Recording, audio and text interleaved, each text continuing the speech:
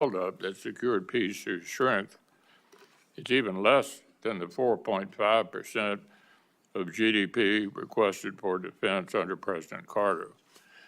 As we've discussed before, I think it's worth repeating, the cost of a war is a lot bigger than preventing a war.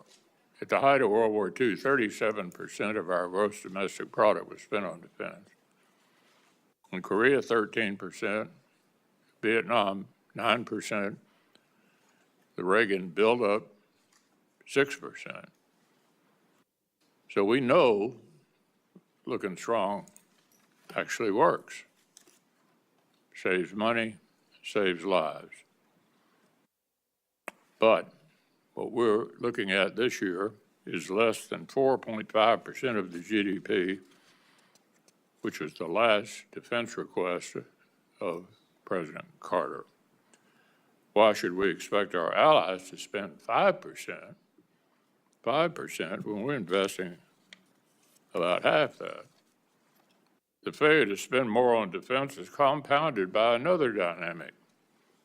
Every year, a greater share of the defense budget goes to cover costs other than modernizing and procuring new weapons and equipment for our fighting forces. Without additional resources, rising personnel and operations and maintenance costs risk crowding out new capabilities. How we will allocate taxpayer dollars is an expression of our political will. We can't expect our adversaries to take American hard power seriously if we don't put our money where our mouth is. But as I mentioned, we're also interested in your articulation of the strategy that informs, or is it informed by, the administration's budget. How does that strategy account for adversary alignment? How does it address not only the threat of conflict in the Indo-Pacific, but the reality of conflict and military threats to our interests in Europe and the Middle East?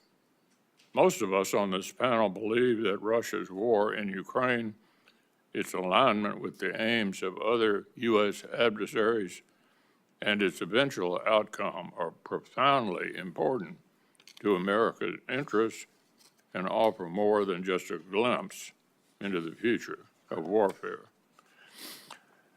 I'd like to hear your views on this conflict. Who is the aggressor? What are the stakes for America in the West? What is the return on investment of our assistance to Ukraine? I don't see funding for Ukraine's security assistance initiative in your budget request. Is it the administration's view that terminating security assistance to Ukraine will make lasting peace more or less likely? What lessons is the U.S. military learning from the conflict? How will the Department of or industry continue to learn if we cut off our partnership with the world's leading battlefield innovators? Why would Asian partners trust us if we abandon partners in Europe? What lessons are China, Iran, and North Korea learning? And how much more will they benefit if Russia prevails? I'd like to hear your views on the impact of war in Europe on other theaters. The Asian and Pacific allies you just met with recently are under no delusions about how unchecked Russian aggression influences the calculus of President Xi. They understand that strategic alignment among adversaries is actually global. They're all communicating with each other. America must recognize in turn that the risk of simultaneous conflict on multiple fronts is real and growing. Your Undersecretary for Policy acknowledged this reality in his confirmation hearing this spring. But the capabilities America needs to prevail in such a conflict do not seem to be reflected in the requests we've received from OMB. So there's a lot we need to cover today. We'll invite you to make opening statements in just a moment, but with that, I'd like to turn to Senator Coons. Thank you, Mr. Chairman. Thank you as well, Secretary Hegseth, Chairman Kane, Ms. McDonald, for joining us here today. We are confronting a world more dangerous today than at any time since the Cold War, and our nation needs and deserves a strong and coordinated response to deter the threats we face, to protect our freedoms, and keep our citizens safe. The last several administrations correctly prioritized China. The People's Republic of China is the pacing threat to our nation's security. More recently,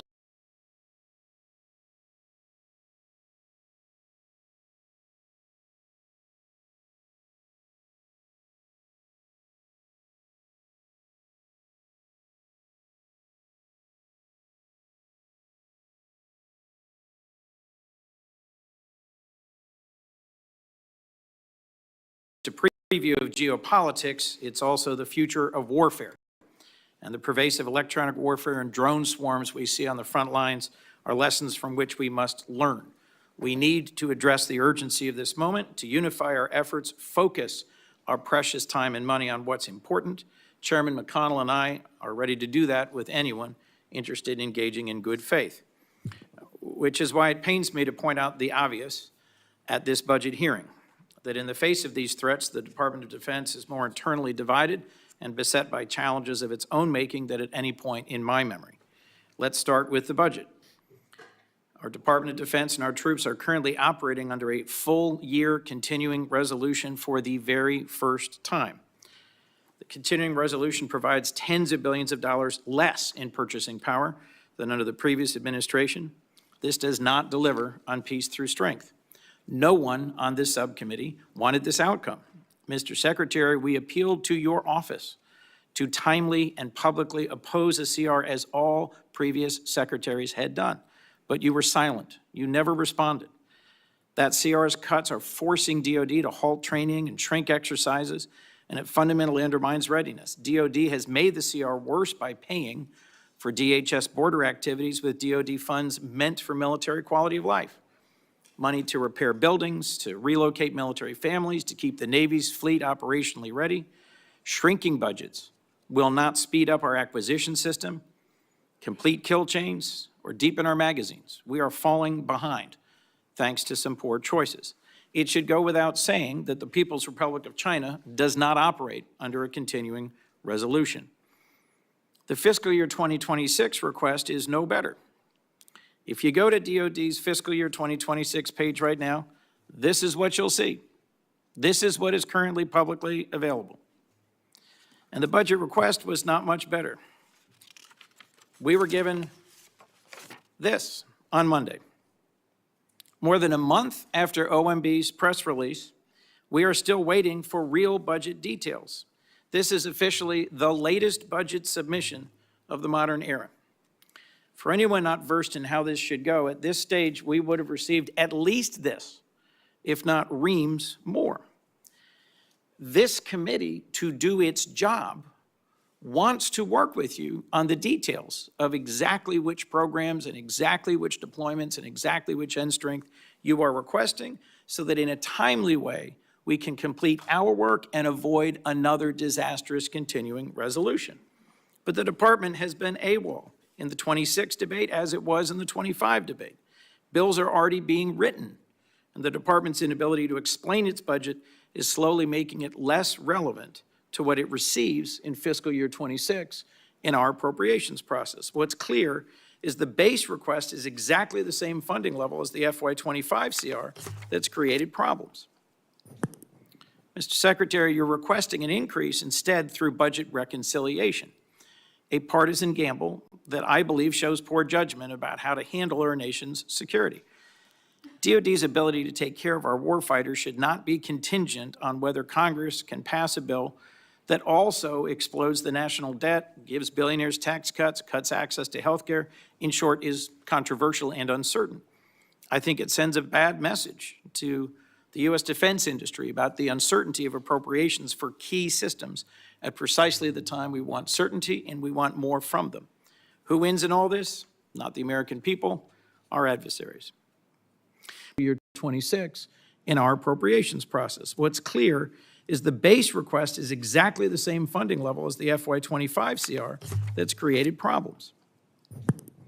Mr. Secretary, you're requesting an increase instead through budget reconciliation, a partisan gamble that I believe shows poor judgment about how to handle our nation's security. DOD's ability to take care of our warfighters should not be contingent on whether Congress can pass a bill that also explodes the national debt, gives billionaires tax cuts, cuts access to health care, in short, is controversial and uncertain. I think it sends a bad message to the U.S. defense industry about the uncertainty of appropriations for key systems at precisely the time we want certainty and we want more from them. Who wins in all this? Not the American people, our adversaries.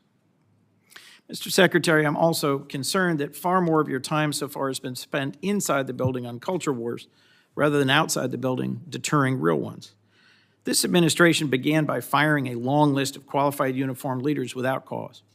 The chairman of the Joint Chiefs, the chief of naval operations, the vice chief of the Air Force, the head of the National Security Agency, the U.S. military representative to NATO, the director of the Defense Health Agency, the head of the Coast Guard, and all of the Service Judge Advocates General.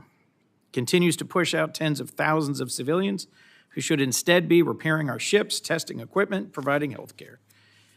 It's rooting out fully qualified, combat-proven service members solely because they are transgender to satisfy a petty animus.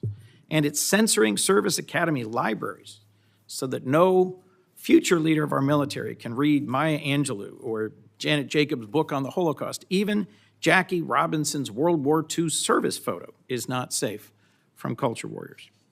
In January of this year, any patriotic American who met the qualifications could serve our nation, and the Marines at 29 Palms were training for the Indo-Pacific, not the streets of Los Angeles. We worried then about our enemies rather than each other, and we should return to that model. We also, frankly, need to get back to partnering with and supporting our allies. This administration has publicly and repeatedly threatened to seize the territory of NATO allies and retake the Panama Canal. The president paused aid to Ukraine, both intelligence partnership and military support, in the middle of their just war against one of our primary global enemies.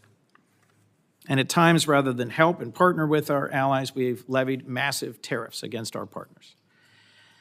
The department's fiscal year 26 request compounds these mistakes by explicitly eliminating assistance to Ukraine and slashing security cooperation with allies around the world, sending exactly the wrong signal.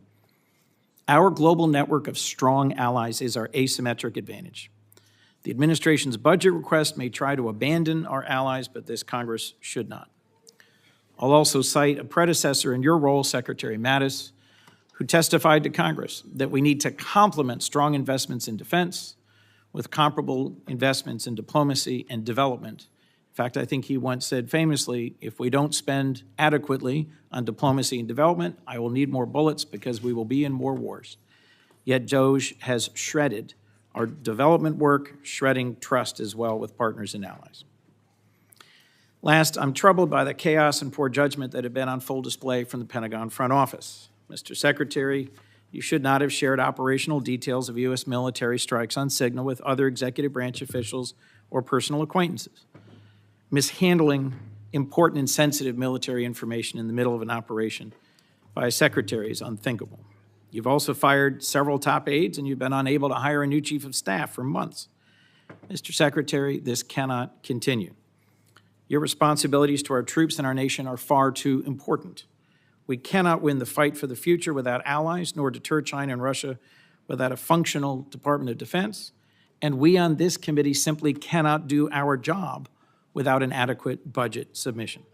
I welcome partnership on these important priorities, and I look forward to discussing why we haven't been able to achieve that so far and where to go from here. Thank you, Mr. Chairman. Mr. Secretary General, go right ahead. We're anxious to hear from you.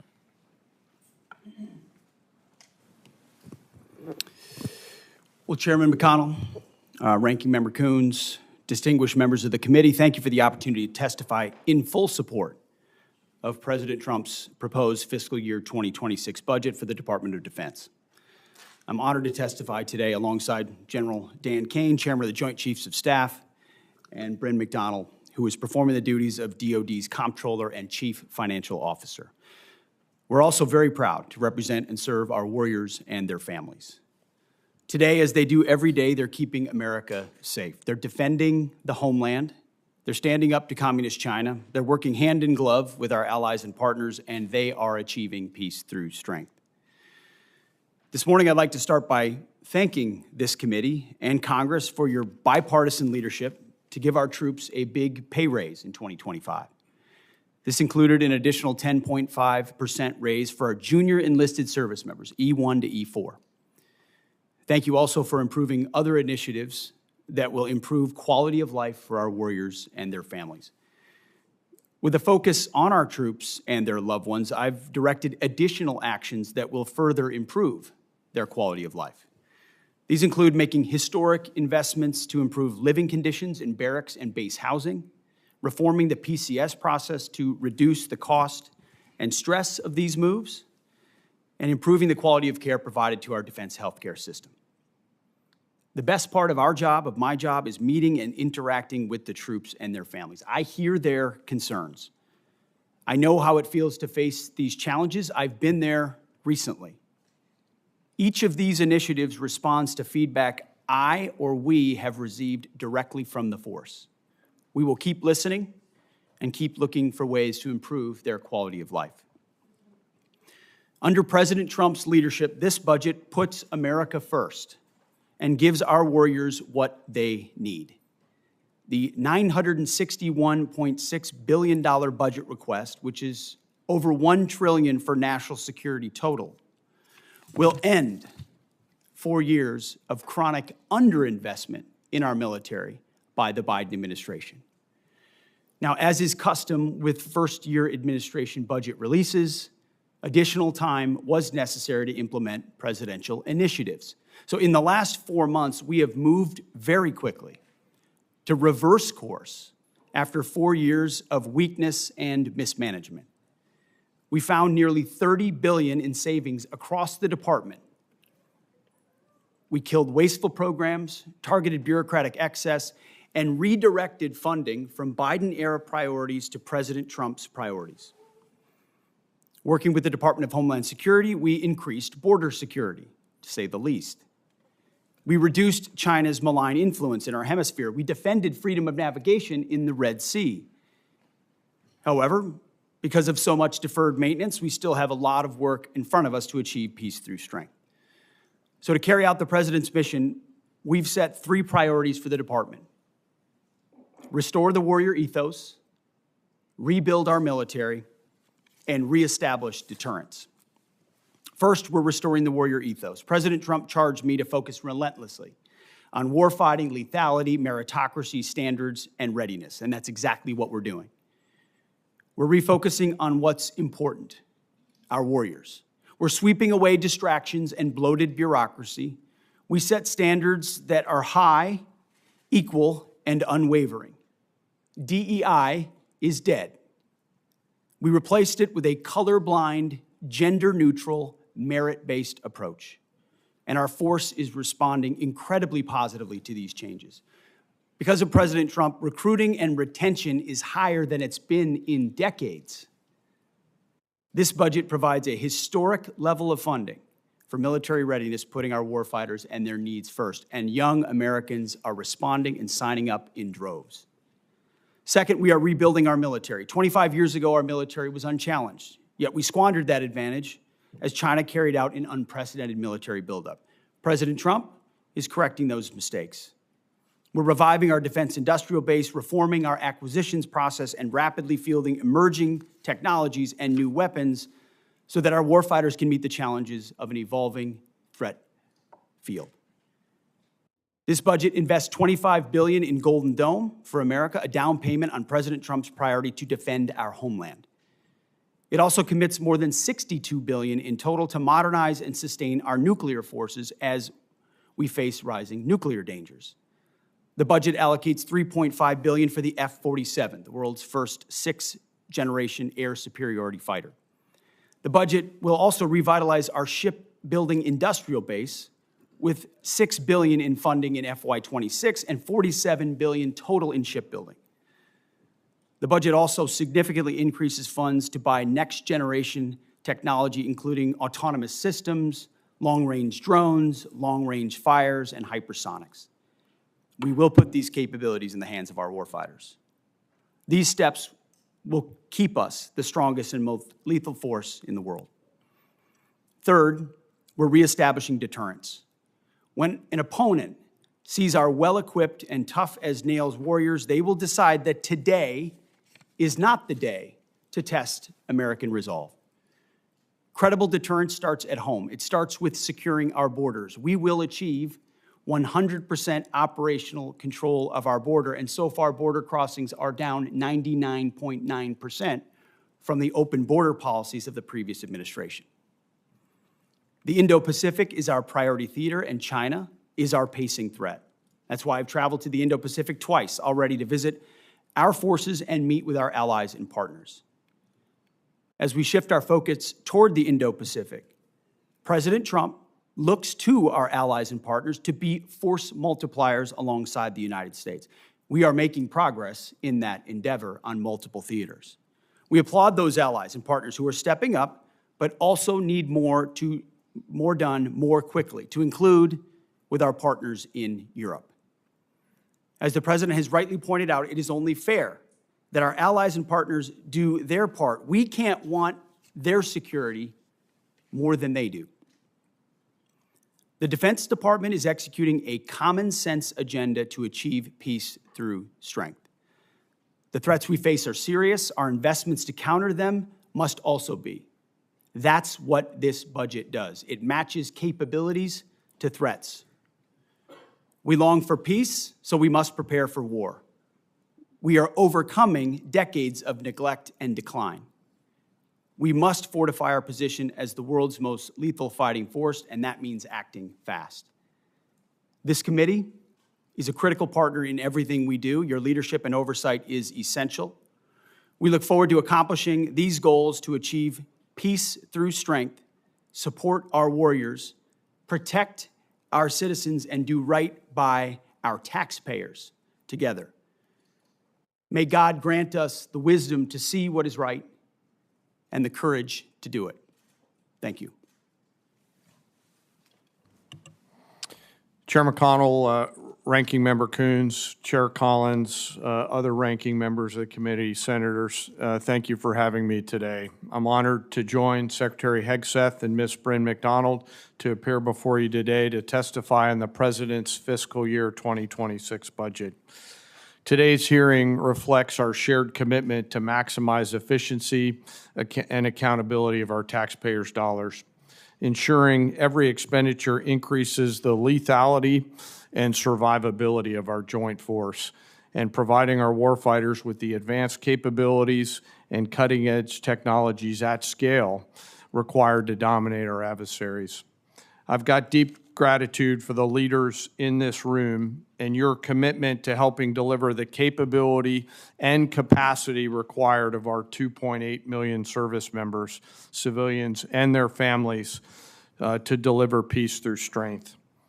It's my responsibility as chairman to understand, advise, and integrate our joint force capabilities to confront the risks that we face worldwide.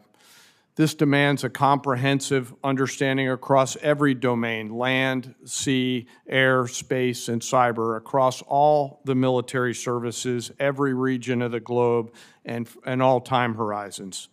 It also requires making hard, informed decisions about where to recommend we prioritize our finite capital that you give us in order to determine and return the ROI on that capital.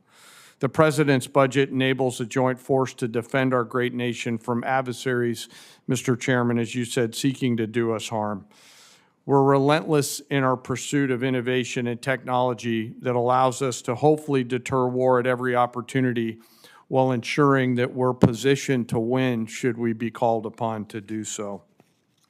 This budget empowers the joint force to get after the Secretary's 3 pillars, as he mentioned, restoring the warrior ethos, rebuilding our military, and reestablishing deterrence. We intend to deliver that through ensuring that the joint force is properly armed, globally integrated, and ready to go.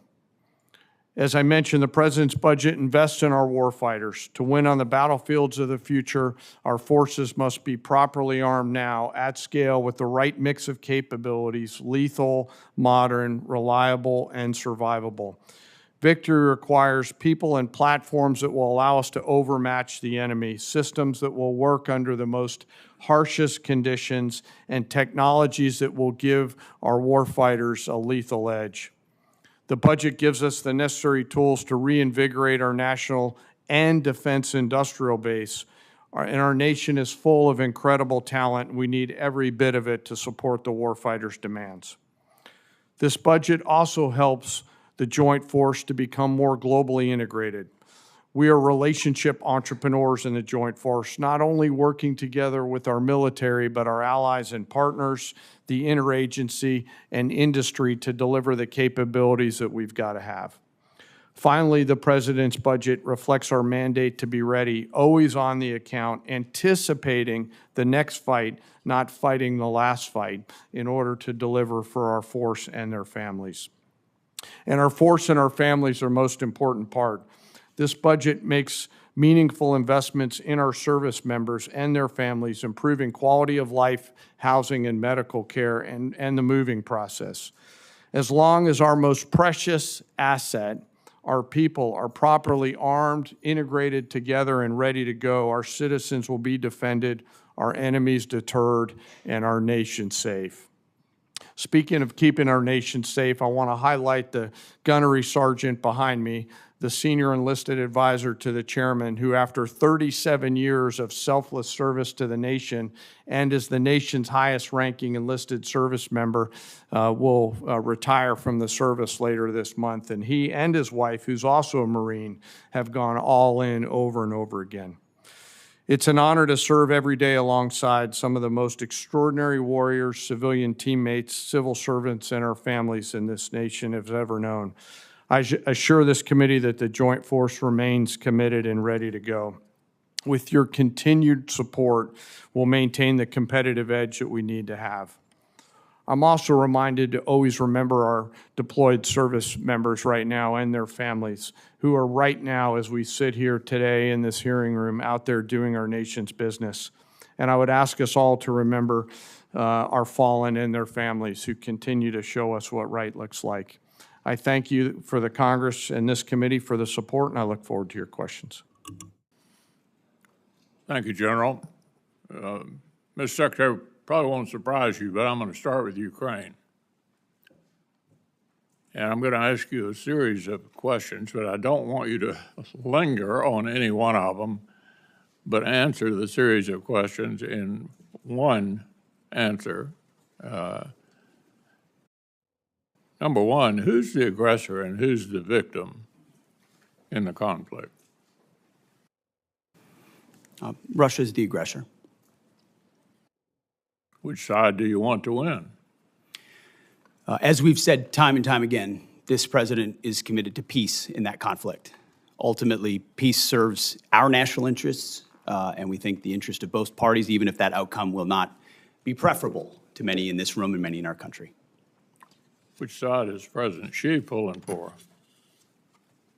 Well, as was stated by both of you, we obviously understand, unfortunately, under this administration and the policy, under the previous administration and the policies they pursued, it has driven Russia and China closer together.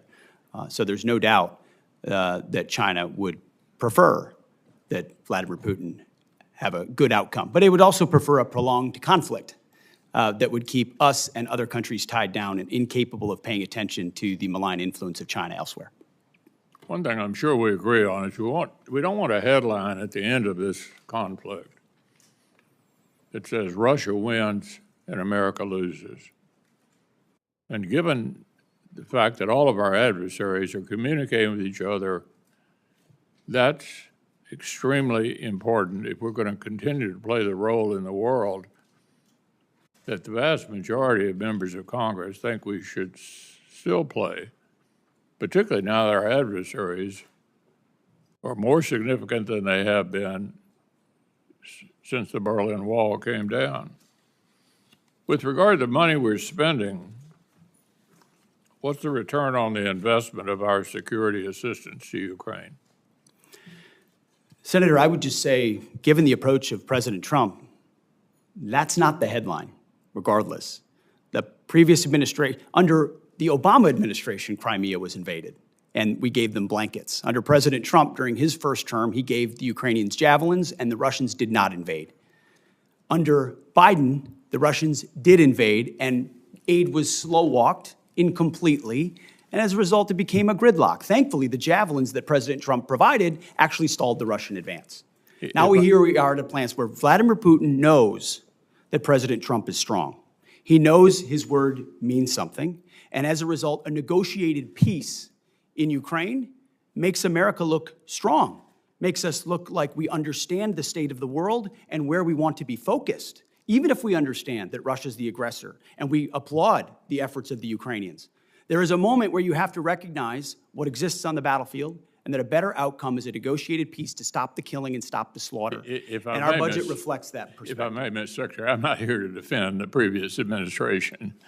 They were completely inadequate anyway, and I think you could make an argument that the precipitous withdrawal from Afghanistan was like a green light to Putin. But we are where we are, and beating up the past is not a plan for going forward to the future. What has benefited the United States, I think you would agree, 38 different states have produced weapons or parts of weapons out of the money that the Ukraine supplemental package passed last year. 2 new members of NATO now increased spending by virtually all of our NATO allies, which President Trump deserves part of the credit for encouraging that. Vladimir Putin probably guaranteed it would happen.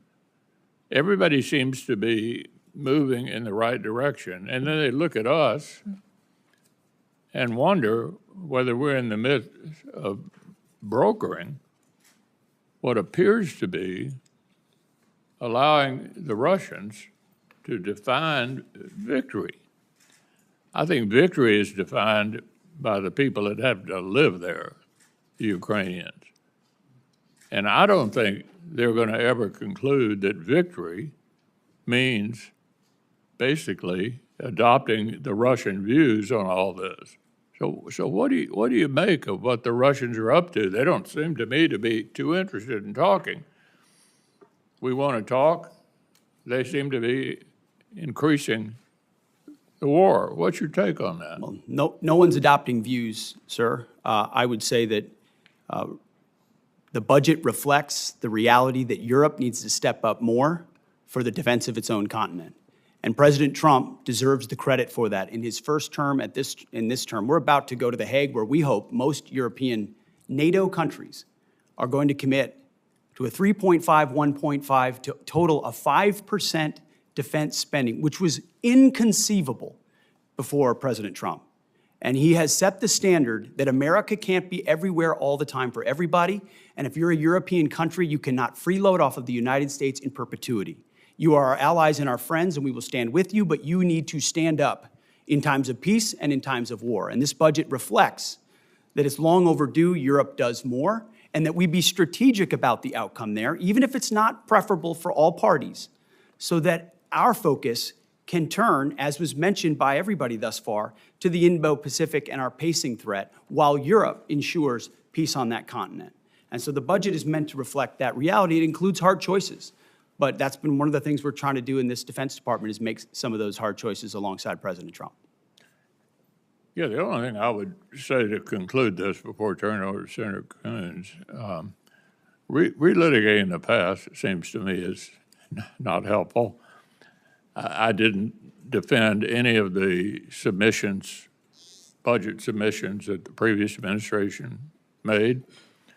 I had a lot of the same complaints about how they were handling this. I want to avoid that for the future. And it seems to me pretty obvious that America's reputation is on the line.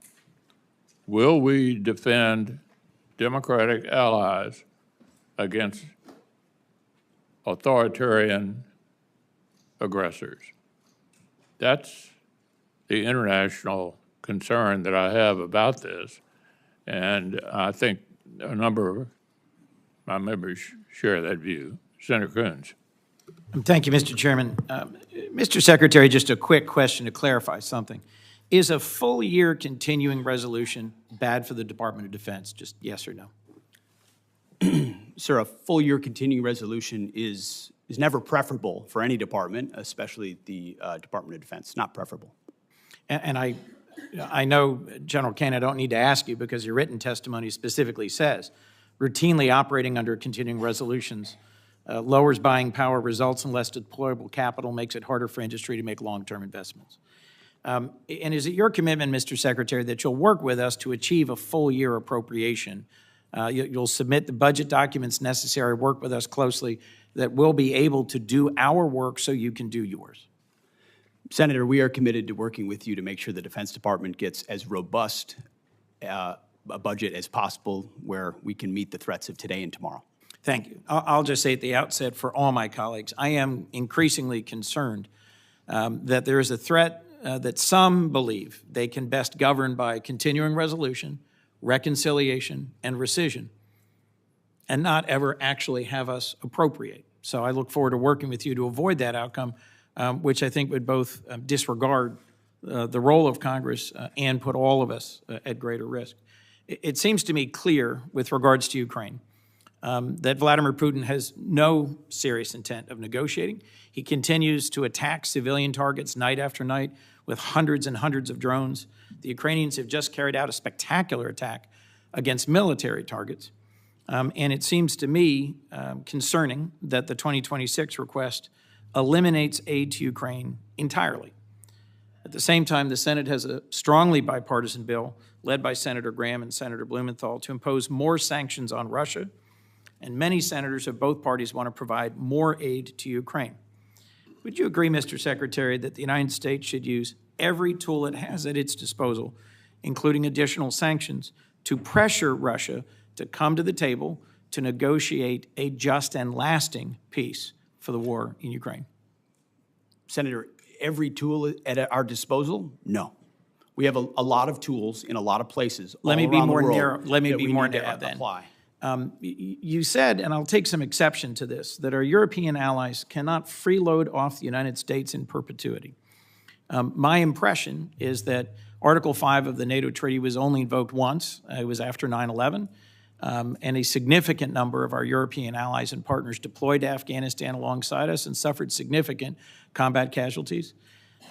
In the first 2 years of the war in Ukraine, a war of Russian aggression, 50 other countries stepped forward, deployed military support, delivered materiel, provided financial and operating support, and at regular meetings of the Defense Contact Group, your predecessor led that process of deploying military assistance.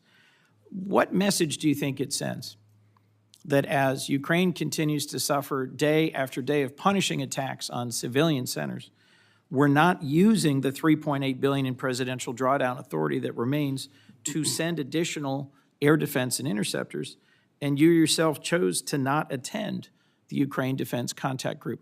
Mr. Secretary, why not use the already appropriated presidential drawdown authority to deliver defense material badly needed by Ukraine? Well, Senator, as you know, the presidential drawdown authorities 71 through 74 still apply, and they are still flowing.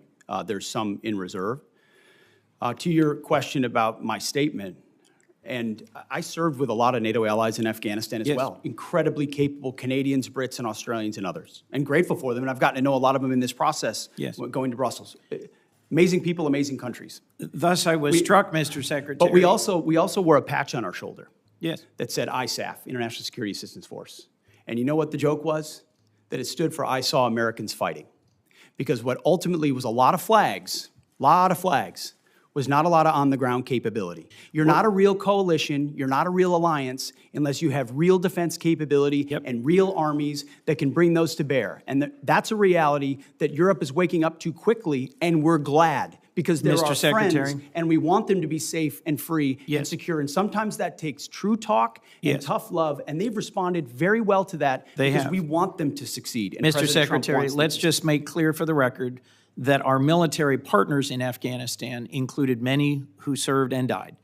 Our Danish partners and allies on a per capita basis Don't try to suffered make it more. look like I don't care about the investments of our partners. Of course I do. Mr. I recognize Secretary- that there were lives lost from other countries. Of but course the there bulk were. of the effort was Americans, and an alliance needs to include other countries and be more And balanced Mr. to be a real Secretary, alliance. And as I that's the point pointed we're out making. in my opening comments, our partners and allies have stepped up, have invested, have engaged in the defense of Ukraine, and so should we.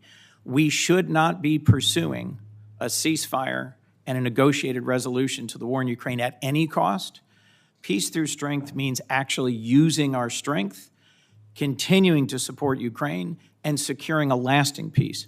Putin will only stop when we stop him. And the best way to stop him is indeed through a stronger NATO. I look forward to the NATO summit. I agree with you that a significant investment by NATO in our collective security is a great investment, but we cannot abandon Ukraine. That would put us significantly at a strategic disadvantage. Thank you, Mr. Chairman. Senator Collins. Thank you, Mr. Chairman. And let me start by thanking you for framing what is at stake and for your emphasis on Ukraine. I also agree with Vice Chair Coons that the department has been unacceptably slow in providing us with the account level information that we need to draft the Defense Appropriations bill. I agree with him that a CR is not conducive to the smooth and effective operations of the department, but I would respectfully point out to my colleague that the Appropriations Committee reported the Defense Appropriations bill before the August recess, and it was the Democratic leader who decided not to bring the bill to the floor. And that is why we ended up with a continuing resolution. Mr. Secretary, let me turn to you now.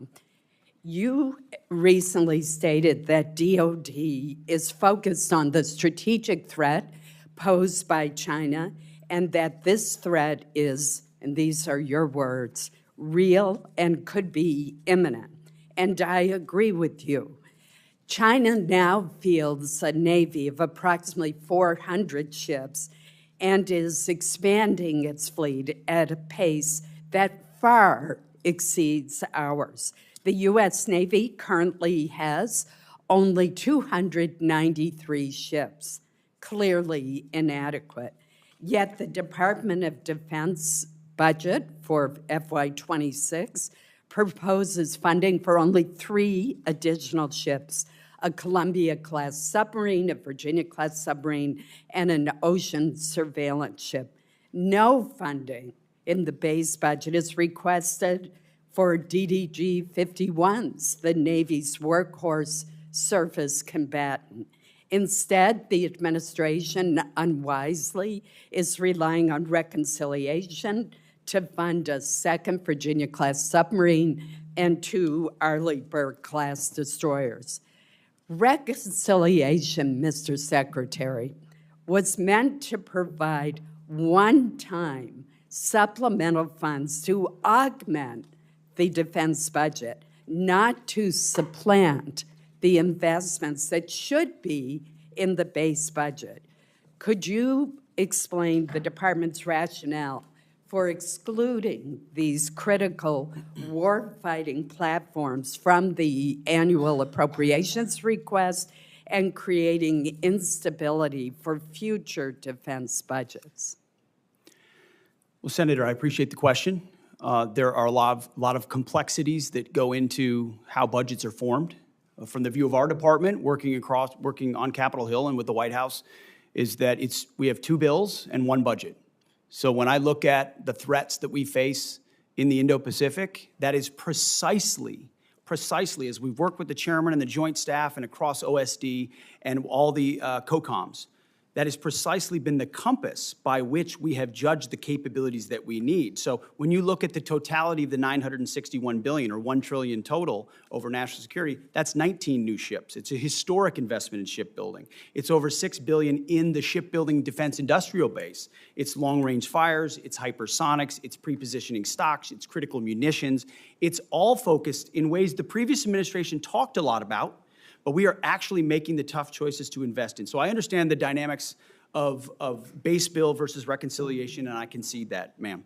But ultimately, we're looking at it as one investment for FY26, and we think with a 13% increase over last year, that it's a historic investment.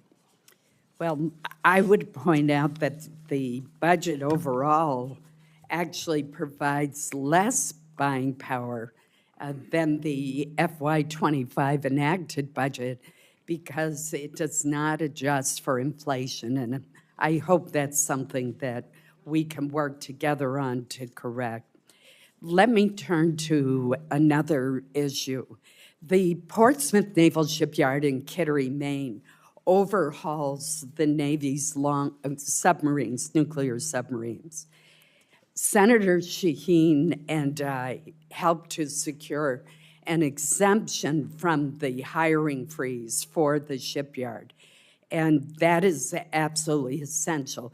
But if I could speak for Senator Shaheen as well as myself, both of us are hearing from shipyard leaders as well as the Navy, as well as the rank and file workers, the union leadership, that the delays in hiring and onboarding across the workforce, from frontline mechanics to security personnel, continue. Could you speak to what is causing this delay since the exemption from the hiring freeze was granted months ago? Well, it's a great point, Senator. I will have our team dive into that because that should not be the case. There was very specifically exempted because of the importance of those shipyards, and whatever we can do to speed it up for you, we will do. Thank you. Thank you, Senator Collins. Senator Murray and then Senator Graham. Thank you very much, Mr. Chairman. Secretary Hegseth, you oversee one of the largest and most important organizations on planet Earth. More than anything, the Department of Defense needs stable, competent, and strategic leadership. And much as I had feared back in January, it is not what we are seeing under your leadership. In a matter of months, you have lost top aides and reportedly struggled to hire new ones. You have fired highly respected top military officials.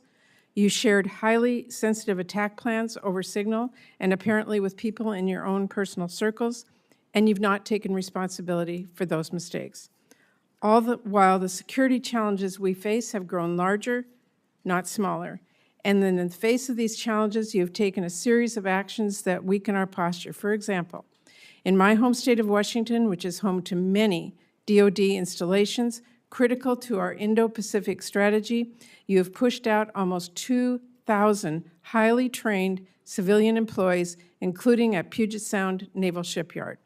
Mr. Secretary, you talk about returning the department to its mission of warfighting, but I am repeatedly hearing that your policy and personnel changes at the Pentagon are only undermining, not strengthening our military's preparedness to protect our country. You are deploying the American military to police the American people. You're sending the National Guard into California without the governor's request. Sending the Marines not after foreign threats, but after American protesters. And now President Trump is promising heavy force against peaceful protesters at his D.C. military parade. Those sorts of actions and that sort of rhetoric from a president of the United States should stop every one of us cold. Threatening to use our own troops on our own citizens at such scale is unprecedented, it is unconstitutional, and it is downright un-American. We should all be speaking out against this and demanding accountability. Now, Mr. Secretary, I have to say, for people who tout their commitment to transparency and efficiency, I've never seen an administration more bent on hiding basic facts from American people. Your department has been unresponsive to congressional inquiries and oversight requests, all the while you are working to muzzle the free press, denying journalists access to the Pentagon press corps. Now, before I turn to my questions, let me just note, it is now mid-June, and we only, just a few days ago, received some, but not all, important portions of your budget request. It should not have taken this long to get this request, and we do still need to see the justifications in order for this committee to do its work. We're missing those. Not having a full budget at this juncture is really unacceptable. So I am deeply concerned.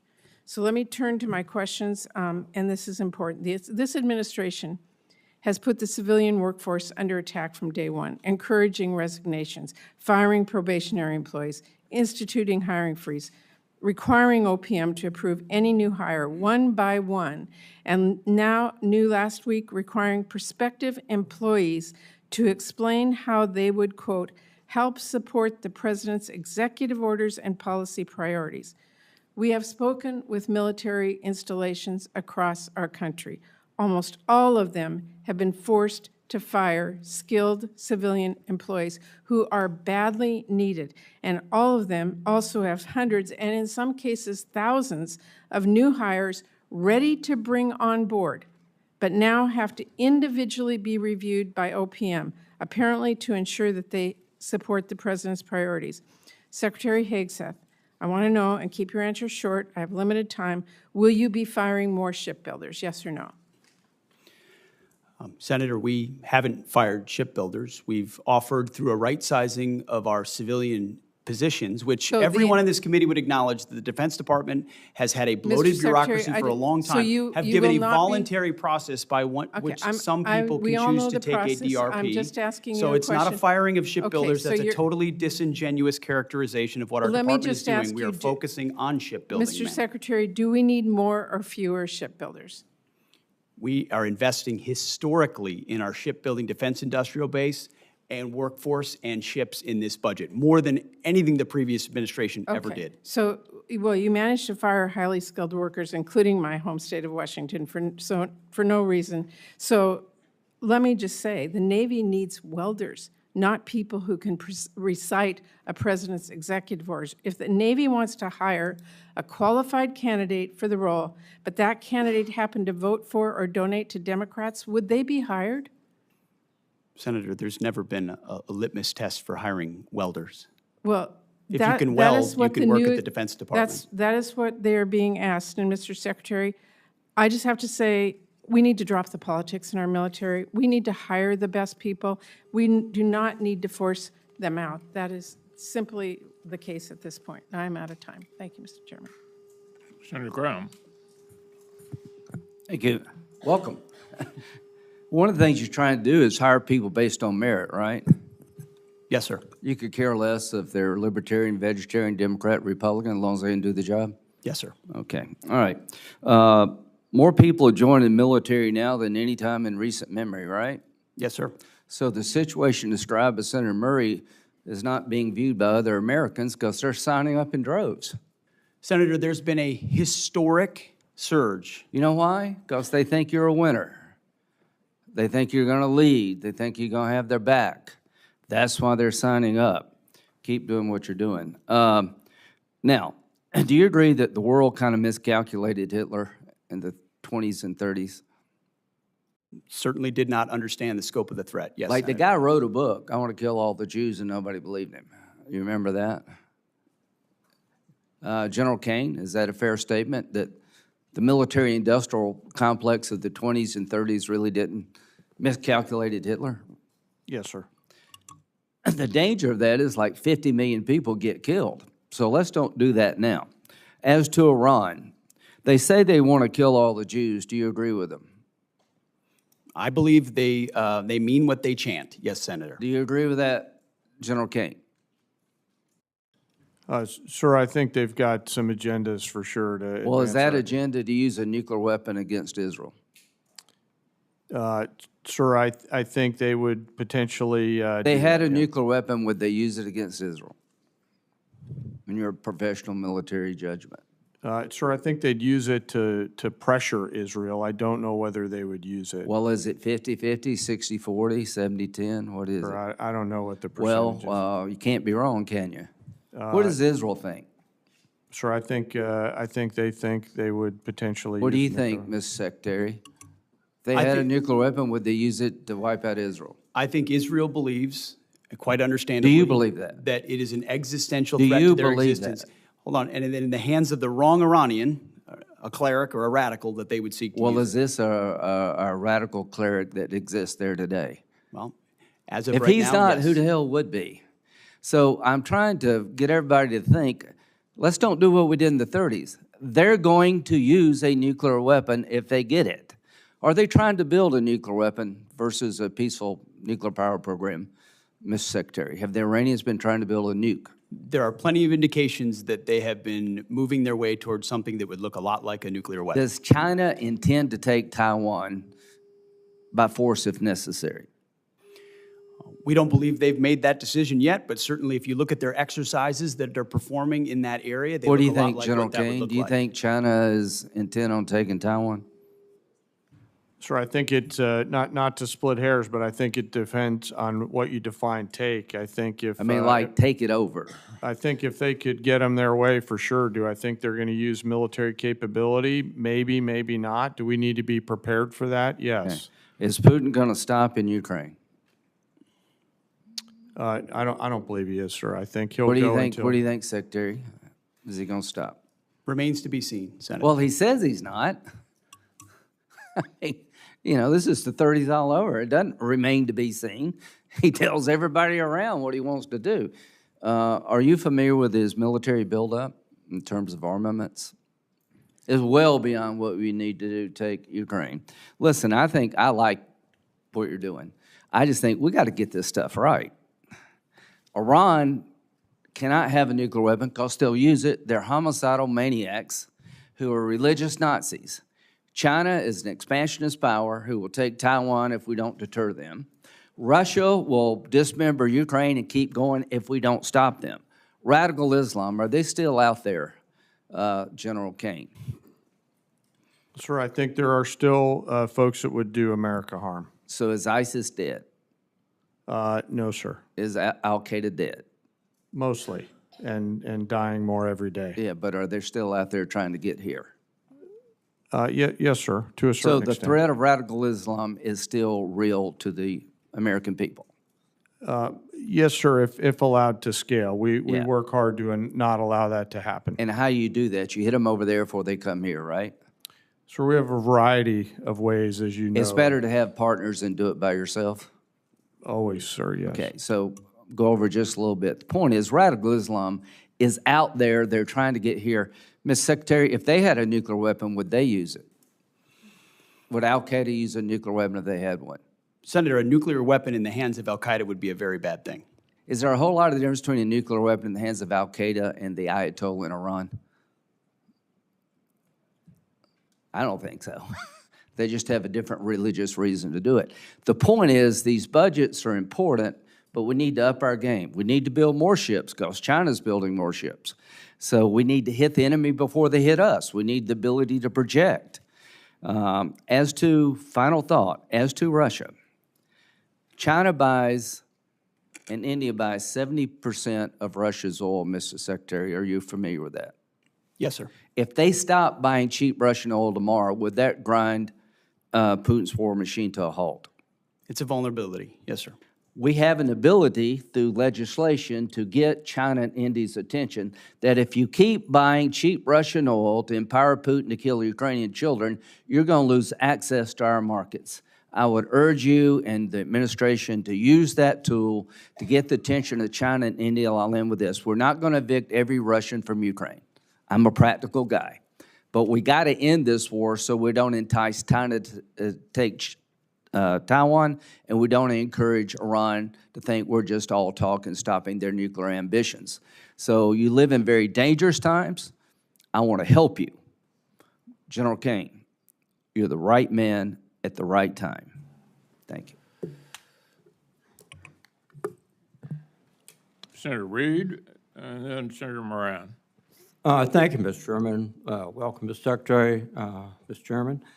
Mr. Secretary, you have already ordered 4,000 National Guardsmen into Los Angeles, plus 700 active duty Marines. That's against the advice and opposition of the governor, the mayor, and the chief of police of Los Angeles. And these forces are in addition to 11,000 military personnel, active duty and National Guard, that have been deployed to the southern border in support of Customs and Border Protection. Separately, the Department of Homeland Security has requested more than 20,000 National Guard troops to assist in, I quote, interior immigration efforts. And I understand you've approved an additional phase of 700 service members for this mission, with additional associated command and control from Texas, Florida, and Louisiana. This week, the Department of Homeland Security sent another request for DoD support to transport ammunition, quote, to authorize military forces to detain or arrest American citizens, to provide DHS with military drone surveillance support, and to have the Marine Corps advise DHS on running joint operations. Is it your intent to improve these requests, all of them? Well, Senator, we very much support President Trump's focus on defending the homeland on our southern border, as well as supporting law enforcement officials doing their job in ICE in Los Angeles who deserve not to be assaulted, accosted, and rioted while rounding up one of the 21 million illegals allowed in as an invasion under the previous administration. I would Are you note, prepared to authorize DHS to use drones and also to authorize military forces to detain or arrest American citizens? Senator, every authorization we've provided the National Guard and the Marines in Los Angeles is under the authority of the President of the United States, is lawful and constitutional. They are assisting in defending So the answer law is yes. enforcement officers So the and law answer is enforcement yes. facilities. So in the answer is in the yes. execution of their job The answer is yes. in the city of Los Angeles. How are you paying for this? Is this done on a reimbursable basis by the Department of Homeland Security? Or is the Department of Defense paying for this? As we mentioned yesterday, a lot of this we are paying for, and some will collaborate with DHS on. And how is that done, given a CR which restricts your spending dramatically? What are you taking from? Readiness?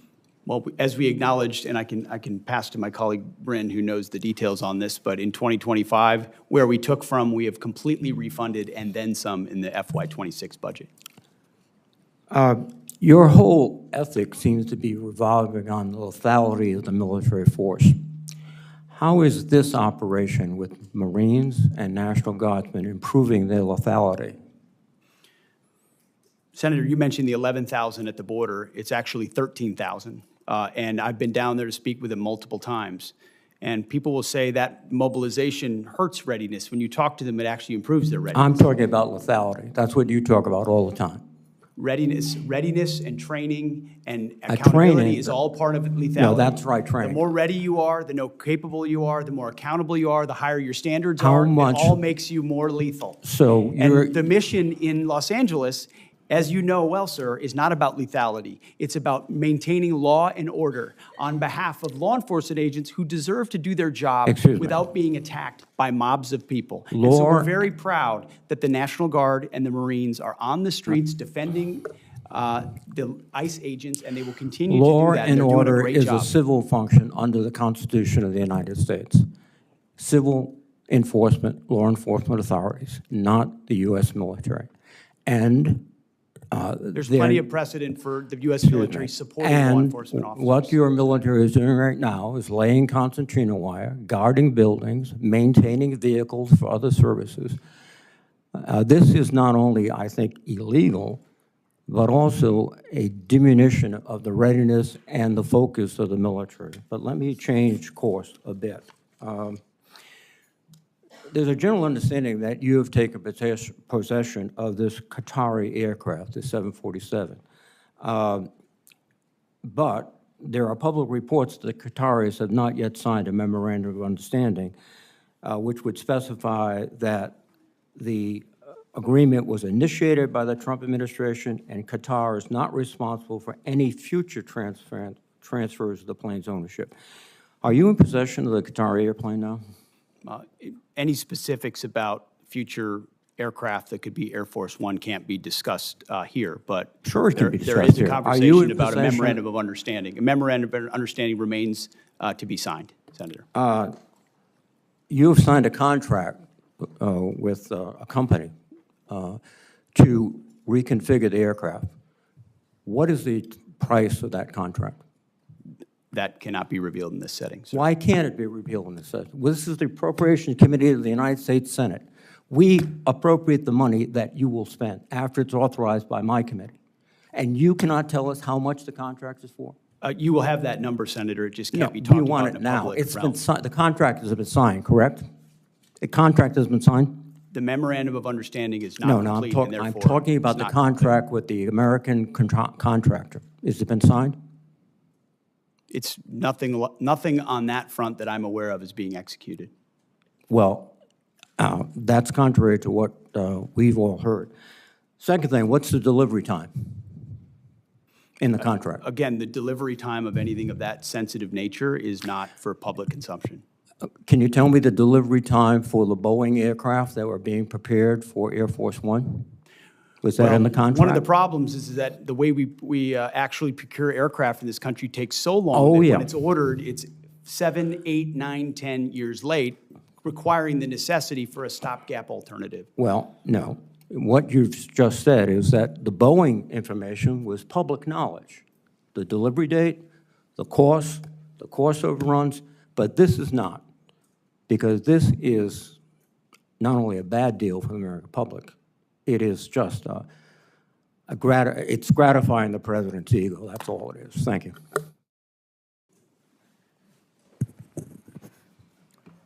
Senator Moran, and then Senator Durbin and Senator Hoven. Chairman McConnell, thank you.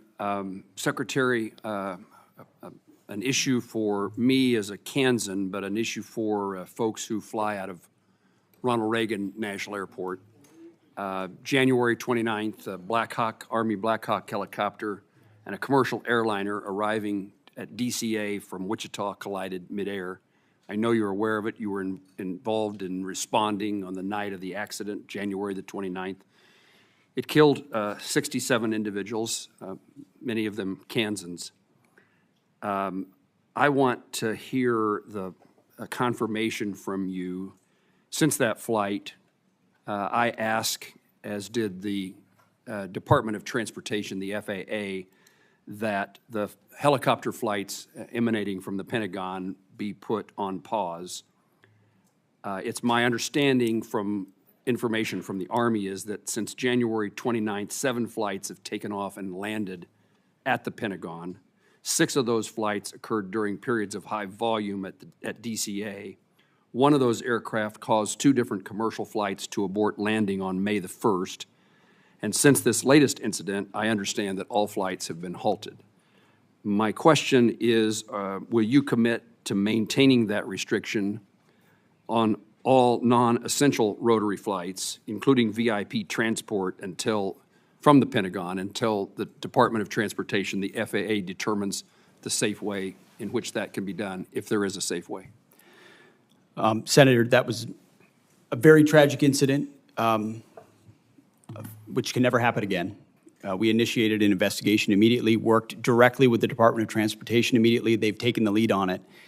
In real time at that moment, we even stood over maps and looked at routes to make sure we were ensuring that routes of Blackhawks were away from the flight path so that it didn't happen again.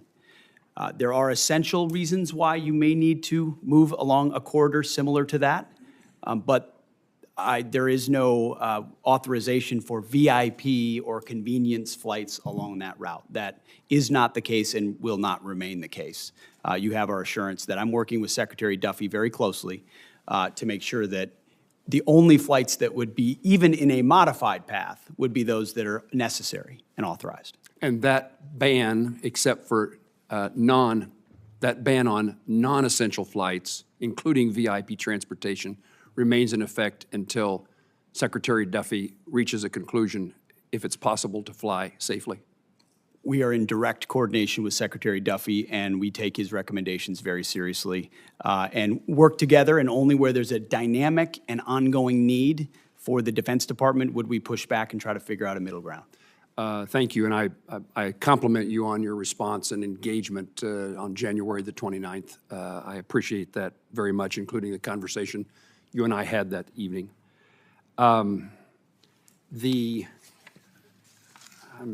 There's so many national and international issues I want to talk to you about, but I also want to make certain that some things that no other member of this committee would ask about a circumstance that I've encountered in Kansas, and we've sought the Department of Defense's help, and we're fighting, in my view, we're fighting the bureaucracy. We have a Army Corps of Engineers lake in Kansas. It's next to a city, a community called Council Grove. It's a county seat town of several thousand people. Their community depends upon the tourist traffic and usage of that lake. They had a manager, a ranger at that lake. The Corps did. That ranger shifted to another lake.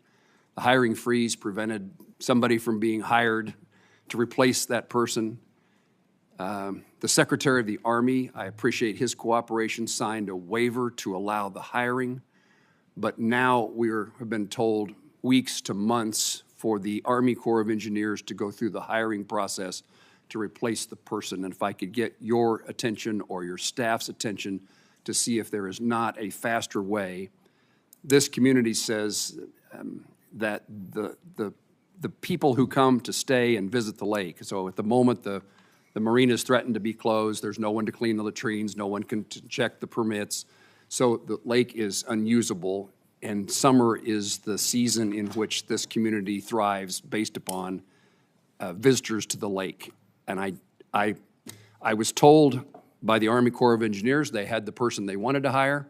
That person had applied, but the hiring freeze prohibited him from being hired, and they have people in mind to be the seasonal employees to do the seasonal work at the lake. But now the bureaucracy, my word, not anybody else's, I suppose, the bureaucracy of the Army Corps of Engineers delays this even weeks or months longer. The season, we've already missed Memorial Day. Can you help me?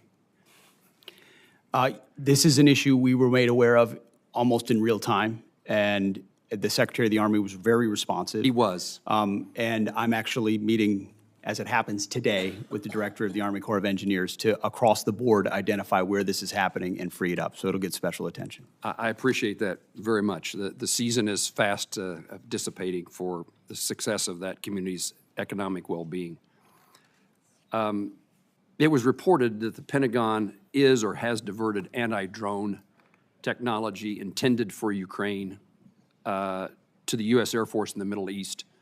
And the explanation for that was the safety and security of our military men and women in the Middle East depend upon this technology. And I assume no one can argue with the importance of protecting our military. Was there a precipitating factor that caused that circumstance to be, that move to be necessary? And is there any plan to provide Ukraine with the necessary technology to replace that those anti-drone defenses? Senator, as you know, the Middle East is and remains a very dynamic theater. In the interest of putting America and Americans first, we're going to surge counter-UAS systems to our troops and our bases and our places first if we think there's a potential for a threat. And considering the environment there right now, that has been and will continue to be a priority for us. What about the capability of resupplying or reinserting that technology into other places, including Ukraine? Is the capacity just not sufficient to do that? We would have to review the capacity, but it's one of the challenges of all the munitions that we've given to Ukraine over these last 3 years. Is it's created some challenges in other places. I can imagine that many things are frustrating to you as they are to me, and one is our inability to have a supply chain sufficient to meet the global demands of the United States military in our country. And it is a focus that I heard you say in your testimony is one of yours. And our safety is dependent upon a private sector supply chain necessary to meet all needs, in my view, including those of supporting Ukraine. I'm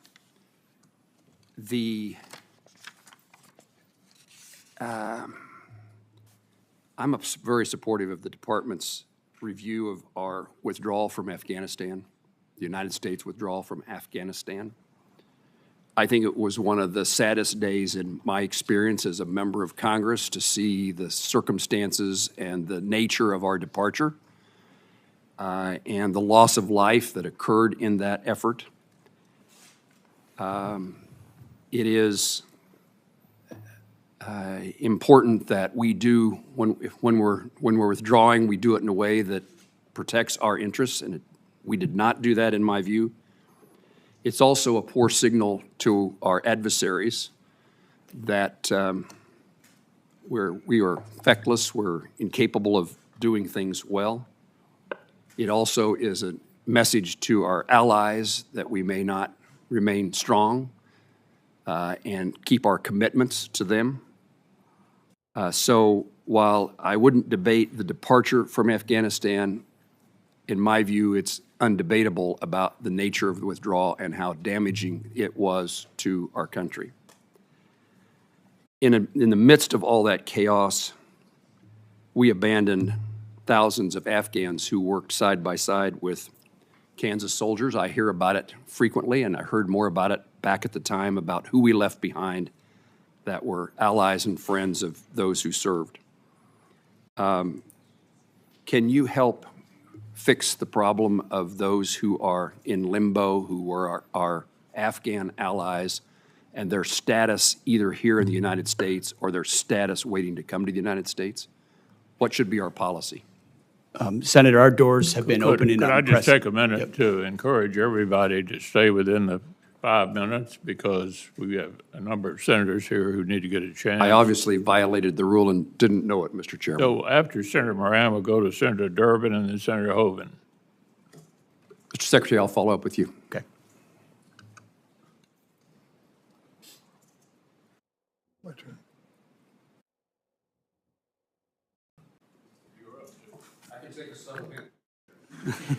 We're just going to have to get the gentleman from Kansas a clock.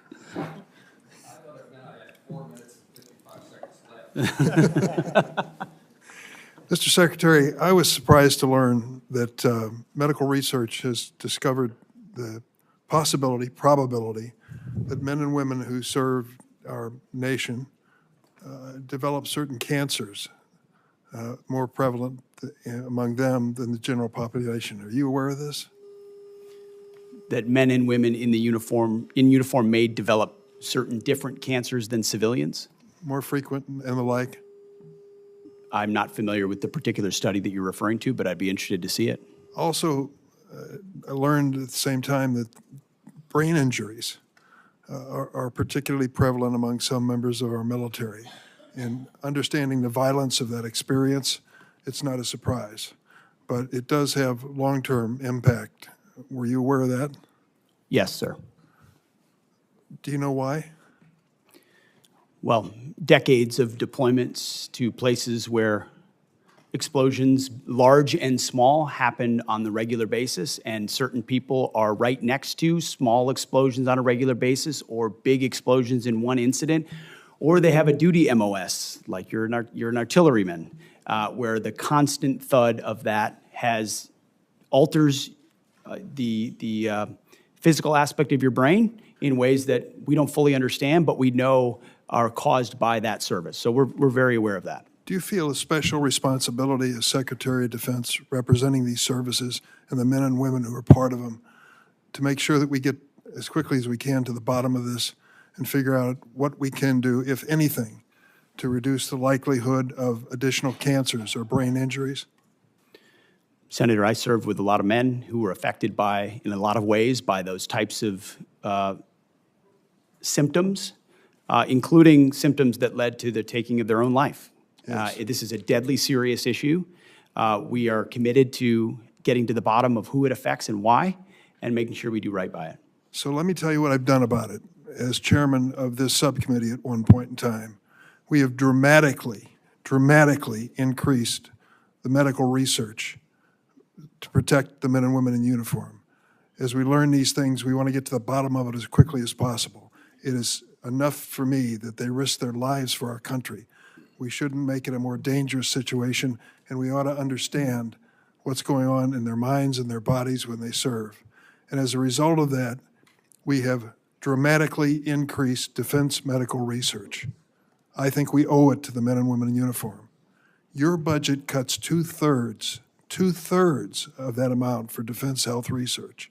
How can that be consistent with our mutual goal of making the military life a safer life for our men and women in uniform? Well, Senator, I would take issue with your characterization that all two-thirds of that, whatever was reduced, is focused on the issues that you just spoke about, because those are issues that, as a secretary who's very close to these issues and knows people close to these issues, my team knows that's exactly the type of research that we would fund. But we did find lots of other research inside the Defense Department to the tens and millions, and in some cases, hundreds of millions of dollars that was a boondoggle for the American people. Why? And Why do you we say, were proud to get give me rid an of it. example of a boondoggle in medical research in There are defense health. I mean, we're talking about some stuff I shouldn't say in public. You know, marbles in the rear ends of cats. Tens of millions of dollars, things that don't Is this have like the a 300 connection 300 to is this- what is you're like- talking about. Is So this I like the respect 350-year-old Social Security check that the president told us? Senator, I respect completely the issue that you're speaking with, and this department couldn't be more sympathetic to that and Well, ensure that it's it's- funded. But the Defense Department has been a place where organizations, entities, and companies know they can get money almost unchecked to That's whether or not not true. it actually applies to things that happen on the battlefield. That's just not That's even what close. we worked very hard to find in ways that other secretaries have not. Let me tell you, This that's committee and others talk about waste, fraud, and abuse all the time. We have actually gone after waste, fraud, and abuse because Let me every let dollar me that's just tell you that spent is a eliminating- dollar we can pour into the warfighter. Eliminating two-thirds of the money for defense health research, put that next to the decision to cut NIH medical research by 40%. Does that make America great again for these military families? I don't think so. $45 million for a parade, for God's sake. Money should be put in defense medical research instead of wasted on some pomp and circumstance for the president. This is not consistent with what the men and women in uniform deserve. Senator Hoeven, then Senator Schatz, and Senator Bozeman. Thank you, Mr. Chairman. Want to thank you for being here, and I want to thank you for your service as well, Mr. Secretary General. We appreciate it. I want to talk about our strategic defense, and in two aspects. One's our nuclear forces, and then the Golden Dome concept. And if you think about it, you know, they really go together. In other words, our nuclear forces, the nuclear triad is what has kept any country from ever challenging us with any kind of nuclear weapon, right? And it's done that since World War II. So it's vitally important that we maintain the strongest nuclear arsenal in the world. Would you agree with that, Mr. Secretary, and also General? Senator, no doubt. Our nuclear triad is the silent foundation of our entire deterrent effect. And that's why this budget fully funds all three legs of the triad and makes sure we're leaning forward and ensuring we have the most capable nuclear deterrent possible. General? Sir, I'd agree with that, sir. Right. It is the bedrock on which all our conventional forces reside. So we've got to update our nuclear forces to make sure that they're always superior to any near-peer adversary. That's the Sentinel program. Now, in 2025, 1.7 billion was taken out, which we are putting back in through reconciliation, and there's 4.1 in 26 versus the 5 that was originally asked for by Air Force. But that's an overlap in terms of it's actually only 2.6 because that 1.5 is being brought back in. I want to know, and I want assurances, I'd like assurances from both of you that effort with Sentinel will be funded so that we stay on schedule with that vital upgrade. Secretary? If you want, we could have Bryn speak specifically to that. Can you, that we are funding it fully? Yeah, the key question here is a commitment to keep that on schedule. Yes, sir, the Sentinel is fully funded. The only reductions in '26 were a reflection of the Nunn-McCurdy breach that the Sentinel program experienced. But since then, there's been a restructuring, which the Secretary can speak to. And Secretary and General, y'all are committed to keeping that on schedule and providing the funding to do The it? challenge with that program was been how it was administered from the beginning, which everyone in this committee is aware of, leading to the Nunn-McCurdy breach, leading to an understanding of how we do it properly. We are putting our best people with a daily focus on this program to get it back on track, because that's how important it is. So you are committed to keeping it on schedule. And on Nunn-McCurdy, generally Air Force, I want to commend, they've done some good work, and we've worked closely with them, but we need a commitment to keep the funding going, to keep them on schedule as well, with the revisions based on Nunn-McCurdy. The funding is there, Senator. It will be incumbent on the service and others to keep that on track. But it has not, thus far, been a program that's done that. Right. But I'm not criticizing you. I'm trying to make sure you're committed to keeping that funding in place to do it. Is that the case? The funding is in the budget for FY '26 completely. Okay. General? Sir, I'm guessing you know that in my job, I don't actually fund anything. I just recommend and advocate for. So I'm going to defer to my bosses to the left on the. I understand, but there's a difference between what you all in the Air Force have asked for and what's in the budget. Yes, I sir. understand the Nunn-McCurdy adjustments. I just want to make, and we're working closely with Air Force, and we'll continue to. I just want to make sure the commitment's there. Sir, you've got my support to continue to advocate for the program through the Air Force and through the chief and the secretary down there. Thank you, sir. And then I want to flip to the other side of the coin, which now is Golden Dome. I mean, we've got the nuclear forces, so nobody ever tries to fire a missile at us, right? And then with the Golden Dome, it's, well, I guess if they do, we're going to take it out. Now, in that regard, you've got a number of programs that are critically important to our capabilities to make sure that we have better technology for our forces than our near peer. So, for example, TRMC, Test Resource Management Center at Air Force, we're now developing the Sky Range program at the Grand Forks Air Force Base, which enables us to test hypersonic missiles. I wonder, George Rumford leads that program. I wonder, understand your commitment to that program, to drone, counter-drone, which we're seeing is so important, and again, we've got both a test site as well as Grand Sky Technology Park on the Grand Forks Air Force Base. Your commitment to upgrading ISR, not just trying to do everything from satellites, so think next-gen ISR, taking beyond Global Hawk, right, which you need in places like, whether it's supporting Ukraine or certainly in the Middle East, and like the very good work you did taking out the Houthis and putting a stop to that nonsense, okay? And then also SDA and the low Earth orbit satellites. Starting with you, Secretary, talk about your commitment to those programs, and if you agree they're vitally important, both in terms of achieving Golden Dome, but in terms of our near-peer challenges, in terms of maintaining our capabilities, our superiority. And same thing, General, I would put the same question to you as well. Well, Senator, I certainly agree about your lens. Your lens is near-peer adversaries, capabilities to threats, and defending the homeland. Things like hypersonics, like UAS, counter-UAS, ISR, critical to that. That's why there's robust increases in those budgets in all of those places, both for how they might be applied in the Indo-Pacific or elsewhere, but also integrated into the Golden Dome. Thank you. Senator Schatz, and then Could the General respond? Sir, I'd echo the Secretary's response. The effects are the key, and we'll stay close on the effects that you're trying to achieve, and I appreciate your advocacy for those effects.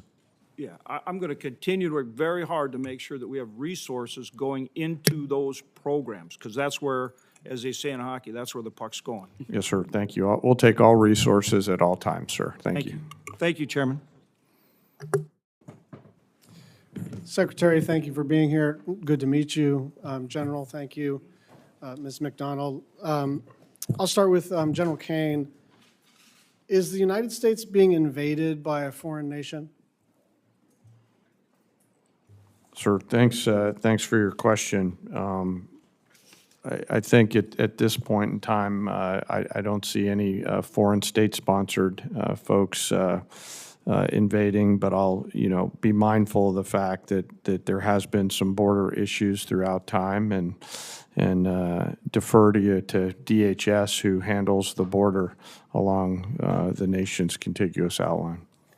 Is there a rebellion somewhere in the United States? Sir, I think there's definitely some frustrated folks out there.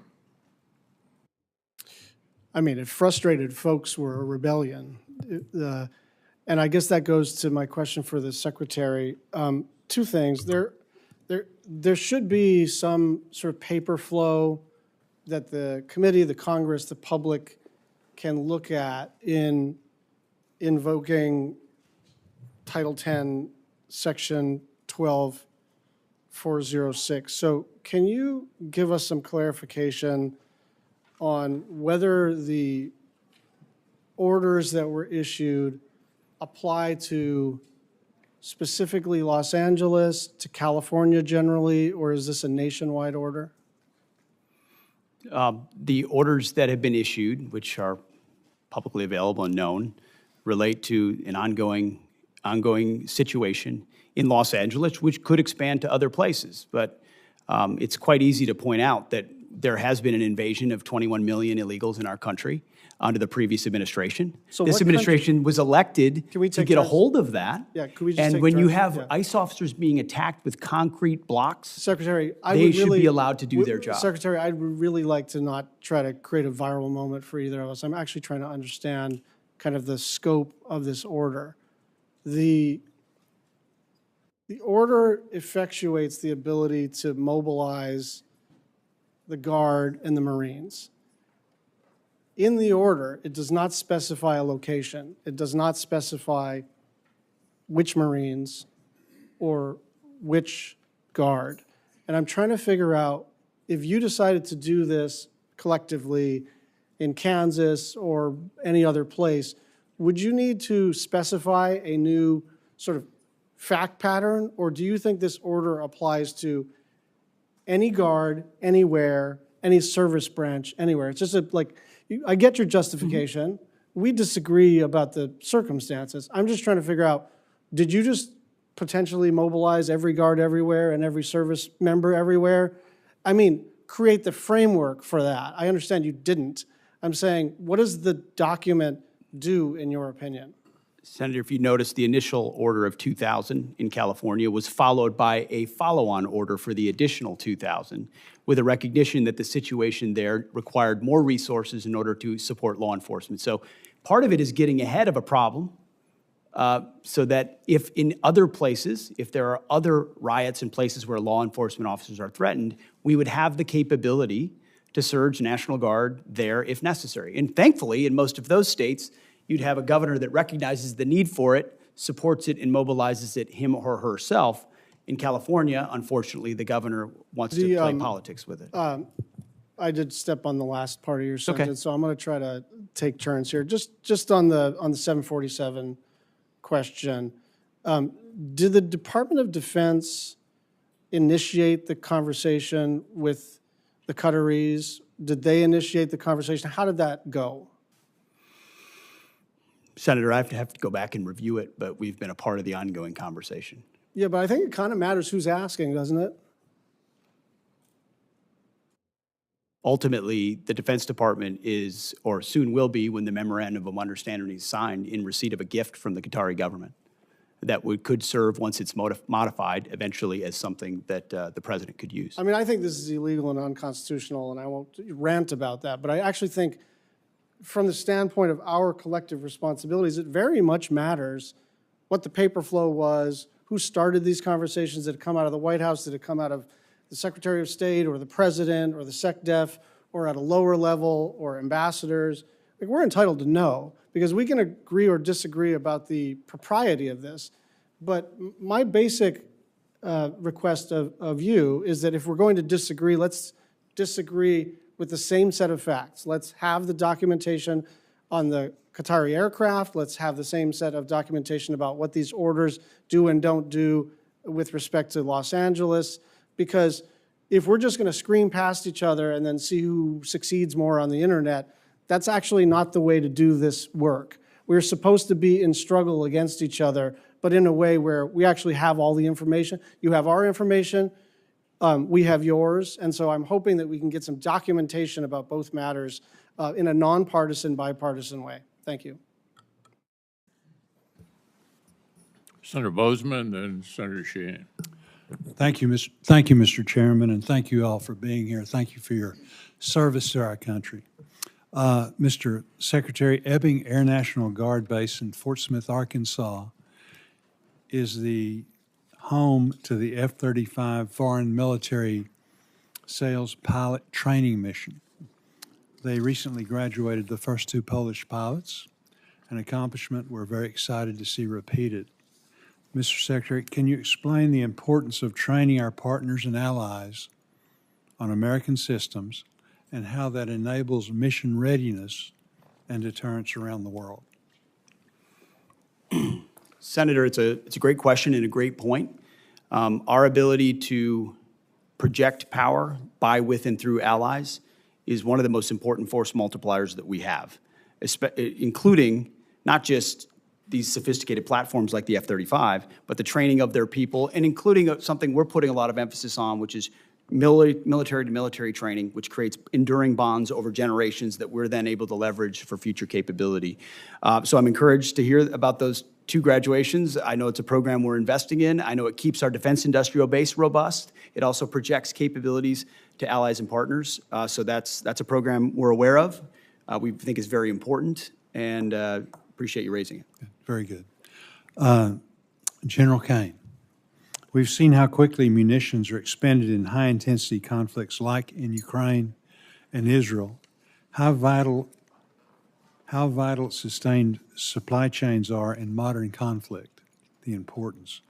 I had the opportunity of taking your predecessor into Camden, Arkansas. Yes, sir. To see the great work our industry partners are doing to help solve the problem. However, the department's organic industrial base also fills important capability gaps. Do you believe the department's organic industrial base meets our munitions needs? And if not, where can we invest more to fix that? Sir, I appreciate the question, especially about munitions. You know, one of my jobs as a chairman is to make sure that the youngsters have the combat capability that they need at scale before they need it. So I appreciate the committee and the Congress's investment in the defense side of the munitions build base. My hope is, as I've talked about with some of the committee leadership before, is that we can raise everybody's capacity. Do that through changing the culture in not only the munitions production, but across the entire national and defense industrial base. Encourage competition to keep the prices down. Write better contracts and increase the overall capacity. So I appreciate your investment in the government side. I hope we can continue to grow the private side as well, not just here, but also in our closest allies and partners. It's an important issue, sir. Thank you. Very good. Thank you. Mr. Secretary, while Ukraine's Operation Spiderweb was a success, it also highlighted just how vulnerable our installations remain to potential attacks, particularly from emerging threats. Putting on my Milcon chair hat for a second, how does this operation change the way we think about installation security, survivability? It's an excellent point, sir. I will say that even before that operation, it's something we've put on the forefront of our planning, of the conversations the chairman and I have on a regular basis. It's force protection, forward deployed, but then it's also a recognition here in the States. It's cheaper, attritable, commercially available drones with small explosives represent a new threat, as was exemplified in that operation. That day, we met and our staffs met to reevaluate and ensure we're doing enough and to get a full layout once again of the force protection CONUS and OCONUS to see what systems we have and which ones we need and which ones we can fast forward so that our troops are protected. First and foremost, forward deployed. That's the question about from Ukraine to there as part of that, but also in our homeland. And that will be part of Golden Dome also, the reality of drones of different types. But it's a critical reality of the modern battlefield that we have a responsibility to address. Thank you very much. Thank you, Mr. Chairman. Thank you.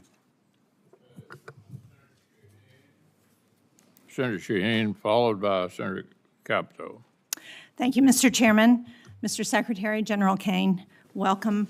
Thank you for being here.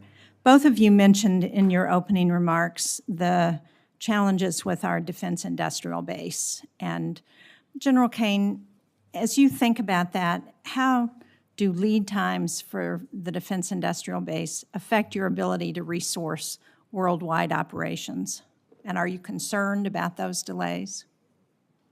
Well, Senator, thanks for the question. And I recall our conversation prior to my confirmation about my opportunity to run a manufacturing business earlier in my life. And, you know, the importance of decreasing lead time in order to backfill the magazine stores if we were to get into a high-end conflict anywhere in the world will be really important. And as the Secretary and I consider what does the force of the future require for the munitions, I'm always thinking about lead time and what has to be true to solve the problem of shortening that lead time and frankly also lowering the cost to the taxpayer while assuring the quality that we need out at the tactical edge. So it's a key portion, ma'am. Mr. Secretary, when you were asked about the impact of President Trump's tariffs under Section 232 on the defense industrial base, you commented that you're in the business of tanks, not trade. But you can't buy tanks without trade. And the administration's steel and aluminum tariffs are having an impact on the lead times for our defense industrial base. I've visited companies in New Hampshire whose lead time has gone from weeks to years because of those steel tariffs. So how does the department address that? I asked this question of Secretary Ludnick at the Commerce hearing because he was talking about the benefit of those tariffs, but in the short term, I asked him if he had notified DOD about the tariffs because clearly it's going to have an impact on our defense industrial base. So did the Secretary raise that with you and with the Department of Defense? And how did you respond, and how are you addressing the impact on DOD and the defense base because of those tariffs? Secretary Lutnick and I have had multiple conversations about this, and I'm grateful that he is leading the charge on rebalancing our trade relationships. And a big part of one of the things, complicating factors we face at the Defense Department is critical systems, whether they're tanks or munitions, you name it, that are reliant on supply chains elsewhere. And rebalancing that trade relationship means you're bringing industry home, you're bringing capabilities home. I understand. 'Cause right now we have a lot of vulnerabilities in the long vulnerabilities term on that. how the benefits accrue. But in the short term, how are you addressing that issue? Because there are short-term impacts. And how are we going to address that if we need munitions or tanks or whatever it is, and we don't have the steel and aluminum because of the tariffs? I would first say, Senator, that somebody had to stand up and say stop on this cycle of sourcing elsewhere and relying on supply chains elsewhere and allowing for unfair trade balances. And that's what President Trump and Secretary Lutnick have done. So somebody had to do that. But at the same time, yes, we are working. How are you dealing with the short term? In the short term, we're working very hard on the commercial side with allies and partners, other places where we can source the materials necessary as fast as possible, commercially available, to address any shortfalls. But we're grateful for the fact that those trade relationships are being right-sized. General Kane, earlier in the conversation, ISIS came up and the resurgence of ISIS in Syria, given the changes there, are a real concern. How important is it that you think we maintain troops on the ground to address any potential resurgence of ISIS? Ma'am, I don't recall the conversation being linked to any particular part of the world. It wasn't. Yes, It was ma'am. just about ISIS. But I'm asking you because Yes, ma'am. Syria is the most likely place for ISIS to resurge, and we know that there are cells there that are, we've seen it in the last few weeks where they attacked. Yes, ma'am. I'd be happy to sit with you sometime in a different setting to talk about the CT threats and my views on them at the classified level. I think I'm actually somewhat hopeful around the pressure that we have against ISIS in Syria right now, given the change of government there through a unique set of circumstances that nobody could potentially. I agree. My concern is the withdrawal of U.S. troops would provide an opening to ISIS. Yes, ma'am. And of course, I'll defer. That's a policy decision. They'll defer to the Secretary. Let me just correct the record here before I close. I'm out of time, but Mr. Secretary, you pointed out that javelins were given to Ukraine during the first Trump administration, and I support that. But I would point out that he was impeached over holding up giving those javelins and equipment to Ukraine. So I think as we look at the record, we ought to try and be accurate about how we portray things. Thank you, Mr. Chairman. Senator Capito, Senator Murphy, and then Senator Kennedy. Thank you, Mr. Chairman. Thank you, Secretary Hegseth, and thank you, General, and thank all of the men and women every day that serve us and protect us. We're extremely grateful. Secretary Hegseth, you and your team are working on a national defense strategy. I'd be interested to know when you think you'll be coming forward with that. We know that the last year, the Commission on the National Defense Strategy found that, quote, there's a high probability that the next war will be fought across multiple theaters and would involve multiple adversaries. How are you thinking about these interconnected threats, and how will your national defense strategy establish a new force to meet those challenges? And when do you think that report will come forward? Senator, it's the right question. It drives almost all of our decision-making, certainly on a topic related to budget. We did an interim national defense strategy almost immediately upon arriving because with a new administration, our planning guidance was from the previous administration that we think had the wrong priorities or some of the wrong priorities. And by issuing that interim national defense strategy, it allowed our building to plan around the priorities of President Trump. So that was, and that interim national defense strategy focused on defending the homeland, a recognition that that is important, our pacing threat in the Indo-Pacific, and then burden sharing for our allies and partners, making sure that they're stepping up so that we can focus where we need to. I would anticipate that our national defense strategy will include a lot of those ingredients, but more fully developed. I would expect late summer. Okay. Is if I were to put a pin on it. But that interim strategy has driven why we're investing, where we're investing, and I think driven a lot of difficult decisions. There are things in this budget that we have to address that have been deferred for a long time, that we're willing to say that may have been a fight for the last 20 years, but it's not as applicable to the long-range fight we think we may need to be a part of in the future, or it's not survivable given what we've seen in the last 3 years in Ukraine and the way the battlefield is changing. That's what I would hope the American people would expect from their department, leaning on the military expertise of our uniform class to try to get it right. Thank you. We'll look forward to that report, and that leads me to my second question. And I'm interested in listening to all the questions that this hasn't been asked, and this is a question on space superiority. I mean, in my view, I think a powerful destabilizing force would be if China were to get the superior hand in space. General Saltzman has said that he feels that we do not have what we need to fight on our terms. So I would imagine in your national defense strategy, but also reflected in your budget, how does this match with the need for us to become space dominant? I would be remiss if I didn't take a moment to point out that it was President Trump that created the Space Force, when a lot of people said he shouldn't in his first administration, and that's been critically important to us gaining advantages in that space, to include our ability to implement something like the Golden Dome.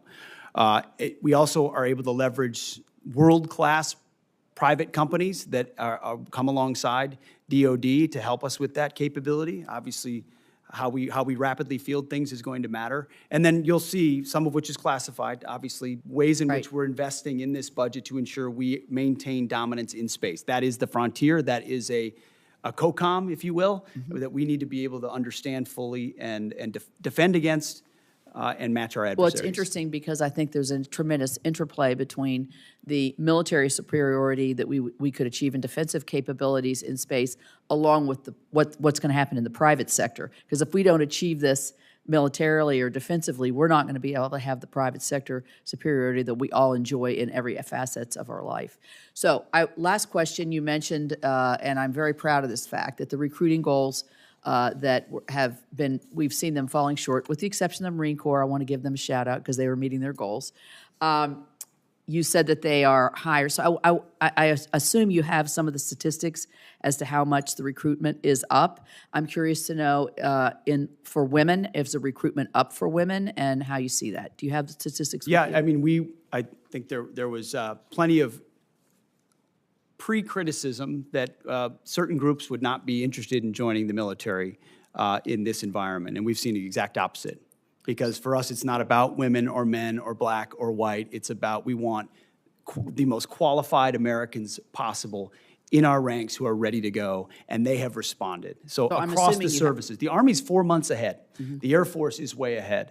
The Navy's way ahead. And this is we're going to meet goals well beyond the goals that were reduced by the previous administration because they could not recruit. So we're talking about far surpassing anything that was done before. Is there one prevailing thought when you're doing your after recruiting, talking to a recruit that's signing up? What's the difference?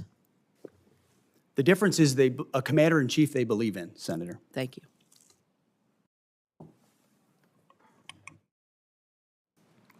Senator Murphy, you're up. Thank you very much, Mr. Chairman. Thank you, Mr. Secretary, for being here today. I wanted to build on some of the questions that Senator Schatz was asking, just to try to build a fact predicate for some of the tough spending decisions we're going to have to make here. Just to confirm, I heard you say with respect to the gift of the plane from Qatar that we do not yet have a signed MOU with the government of Qatar. Is that right? Correct. We're in the process of working through that. And did you also say we don't have a signed contract with the company that is going to do the work? Or did you say that we have a contract, you're just not willing to disclose the terms? The terms should not be disclosed of anything related to an aircraft of this type.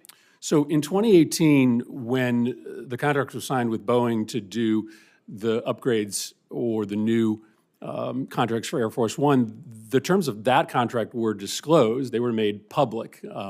In fact, it was the Trump administration that issued a press release giving the total as $3.9 billion. Are you saying this time around, even after you sign the contract, you're not going to make public any of the terms of the contract?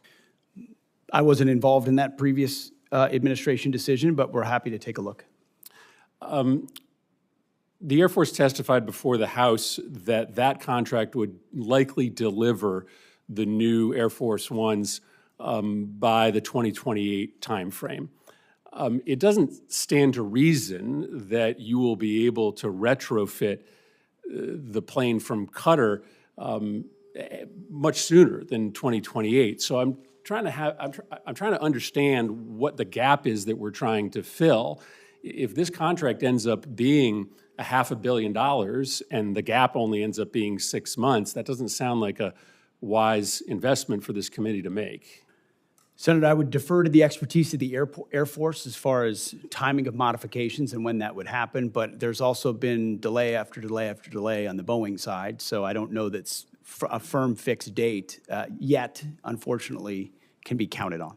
So obviously the underlying question here is what is going to happen to the plane at the end of Trump's presidency. The president said on May 12th that this plane would be transferred to his presidential library at the end of his term. Is that your understanding of what is going to happen to this plane? The president said that. That's my understanding, although I would look at what comes out in the MOU. But why would we ask the American taxpayer to spend upwards of $1 billion on a plane that would then only be used for a handful of months and then transferred directly to the president? That doesn't sound like a wise use of taxpayer dollars. A lot of the capabilities, as you know, Senator, of that particular platform are and should remain classified. So there are reasons why you might modify, even for a short period of time, an aircraft to ensure the safety and security of the President of the United States. But when do you believe that those upgrades would be made? How long would the president have it before it got transferred to his personal possession? That would be a determination of the Air Force that would take hold of it and make those modifications within whatever time window they believe gets it to the place where it need to be. Yeah, I think this is extraordinary, Mr. Chairman. We're talking about a pretty massive investment of appropriations dollars into a plane that the Secretary is saying is currently planned to be transferred personally to the President. There's a lot of other pending needs that we need to fund. This would seem to be low on the list. Mr. Secretary, one final question. Obviously, you know that there is a concern in the public about a double standard that is applied to protest, sometimes protest that turns violent. The president, when he came into office, issued pardons to the individuals that attacked the United States Capitol, including those individuals who beat savagely police officers. You have deployed the National Guard and readied Marines in a way that many people think is unnecessary given the state and the local resources. So maybe let me ask the question this way so that you can assuage people's concerns that there is a double standard. The National Guard was deployed here on January 6th, and that was a decision made by the Department of Defense. Do you support that decision? Do you believe that that was the right decision to deploy the National Guard to defend the Capitol on January 6th? All I know is it's the right decision to be deploying the National Guard in Los Angeles to defend ICE agents who deserve to be defended in the execution of their jobs. But I think it's important to know whether you think it was also important to have the National Guard defending the United States Capitol when there were violent protesters here on the president's behalf, to make sure that folks know that you care about protest, whether it's against the president or on behalf of the president. Senator, I was in the Washington, D.C. National Guard when that happened and was initially ordered to go guard the inauguration of Joe Biden. But because of the politicization of the Biden administration, my orders were revoked. And ultimately, because of the politics that were being played inside the Defense Department by the previous administration. But do you support the decision made on January 6th to send the National Guard here to defend I the support Capitol? the decision that President Trump made and requesting the National Guard that was denied. So you do not. President Trump you do not support the requested decision. support You do not for the just support National the Guard decision in to advance send the National and was Guard here denied. to defend the Capitol. I think that speaks to the worry that many Americans have that there is a double standard, that you are not willing to defend against attacks made on our democracy by supporters of the president, but you are willing to deploy the National Guard to protect against protesters who are criticizing the president. That's not how our taxpayer dollars are supposed to work. They're supposed to be used to defend the United States, no matter the nature of the political affiliation of the protesters. Thank you, Mr. Chairman. Senator Baldwin. Thank you, Mr. Chairman. I want to follow up on a couple of lines of questioning. Just specifically, Mr. Secretary, what is the authority that the administration is using to deploy active duty Marines to California neighborhoods? What authority? Senator, the president has constitutional authority in order to support. Cite the provision of the Constitution. I'd have to pull up the specific provision, but our Office of General Counsel, alongside our leadership, has reviewed and ensured in the order that we set out that it's completely constitutional for the president to use federal troops to defend federal law enforcement. Look, I'd like to know the specific constitutional statutory authority. The president made it clear that he relied on Section 12406 of Title 10 with regard to the National Guard troops. I need to know the authority that he is relying upon in terms of active duty Marines being deployed to California neighborhoods. Senator, so it's- you'll there's follow up plenty with of- me? Yes, Senator, but there's Thank plenty you. of precedent of active duty troops being used to support law enforcement, historical precedent. I'm not disputing that. I am just asking you to cite the authority under which the active duty Marines are being deployed to California It's in the order, ma'am, neighborhoods. but we'll make sure we get it to you as well. Thank you. I want to dovetail on a couple of other comments also with regard to the lack of specific detail in the budget request for the Department of Defense. I take great pride in Wisconsin's contributions to our national defense, and that includes many Wisconsinites who are hard at work building the Constellation-class frigate. There is no mention of frigate procurement, just like Senator Collins noted that there's no mention of destroyer procurement in the budget materials that you provided to this committee. My state makes the frigate. I'd also note that there's no mention of the destroyers, as I said. So really, we are looking at a very incomplete budget request when we are just 4 months out from the beginning of the next fiscal year. Mr. Secretary, this committee takes the appropriations process seriously. I take the hard work of Wisconsin's shipbuilders seriously, and I'd like your commitment to provide this material to the committee expeditiously so we can do our work. Senator, we'll make sure you get all the information, but what I would say is this is a historic investment in shipbuilding, both the defense industrial base and ships. In Wisconsin, and particularly related to the frigate, it's been a program with a lot of problems and a lot of delays and a lot of modifications that have led to serious Navy challenges. has called for many modifications to the plan that has. I'm not saying that's it's all the fault of the shipyard. There are many ways in which modifications were made that changed an existing design so extensively that it led to a ship that was not even capable of the original mission it was supposed to execute. So our job is to make tough choices on some platforms like that may not be funded the way they were in the past, because we have to make some of those tough choices.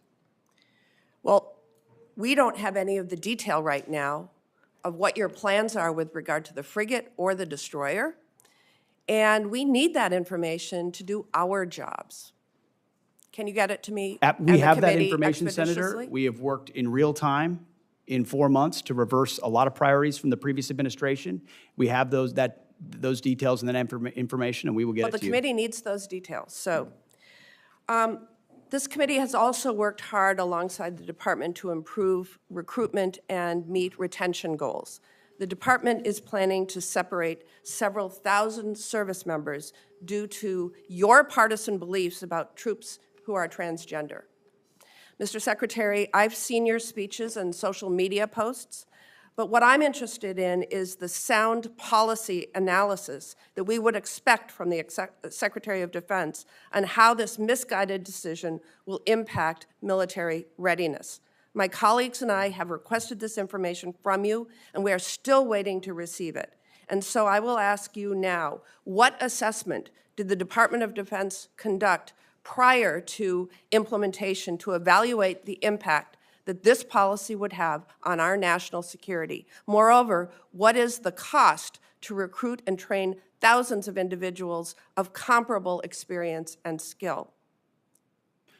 Thankfully, recruiting is not an issue. It's at historically high levels, and we're proud of the cross-section of Americans that are joining. What analysis did you do? We did extensive analysis, Senator, and we agree with the assessment of the executive order that was issued by the White House that there are mental health issues associated with gender dysphoria that complicate military service and readiness, and as a result, we made the decision.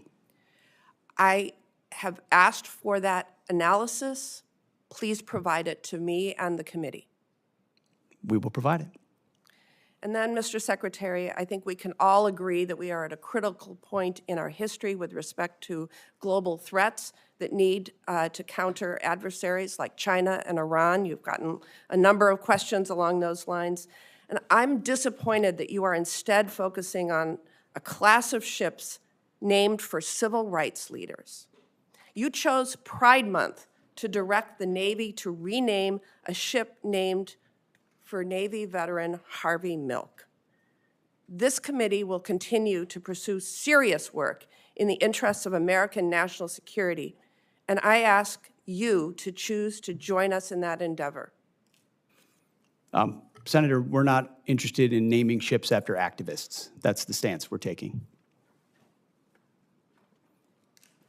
All right, where we are, due to the interests of all of the members of the subcommittee, is right near the end, Mr. Secretary. We're going to call on Senator Murkowski, and at that point, the hearing will conclude, and if anybody has additional questions for the record, they can submit it for response.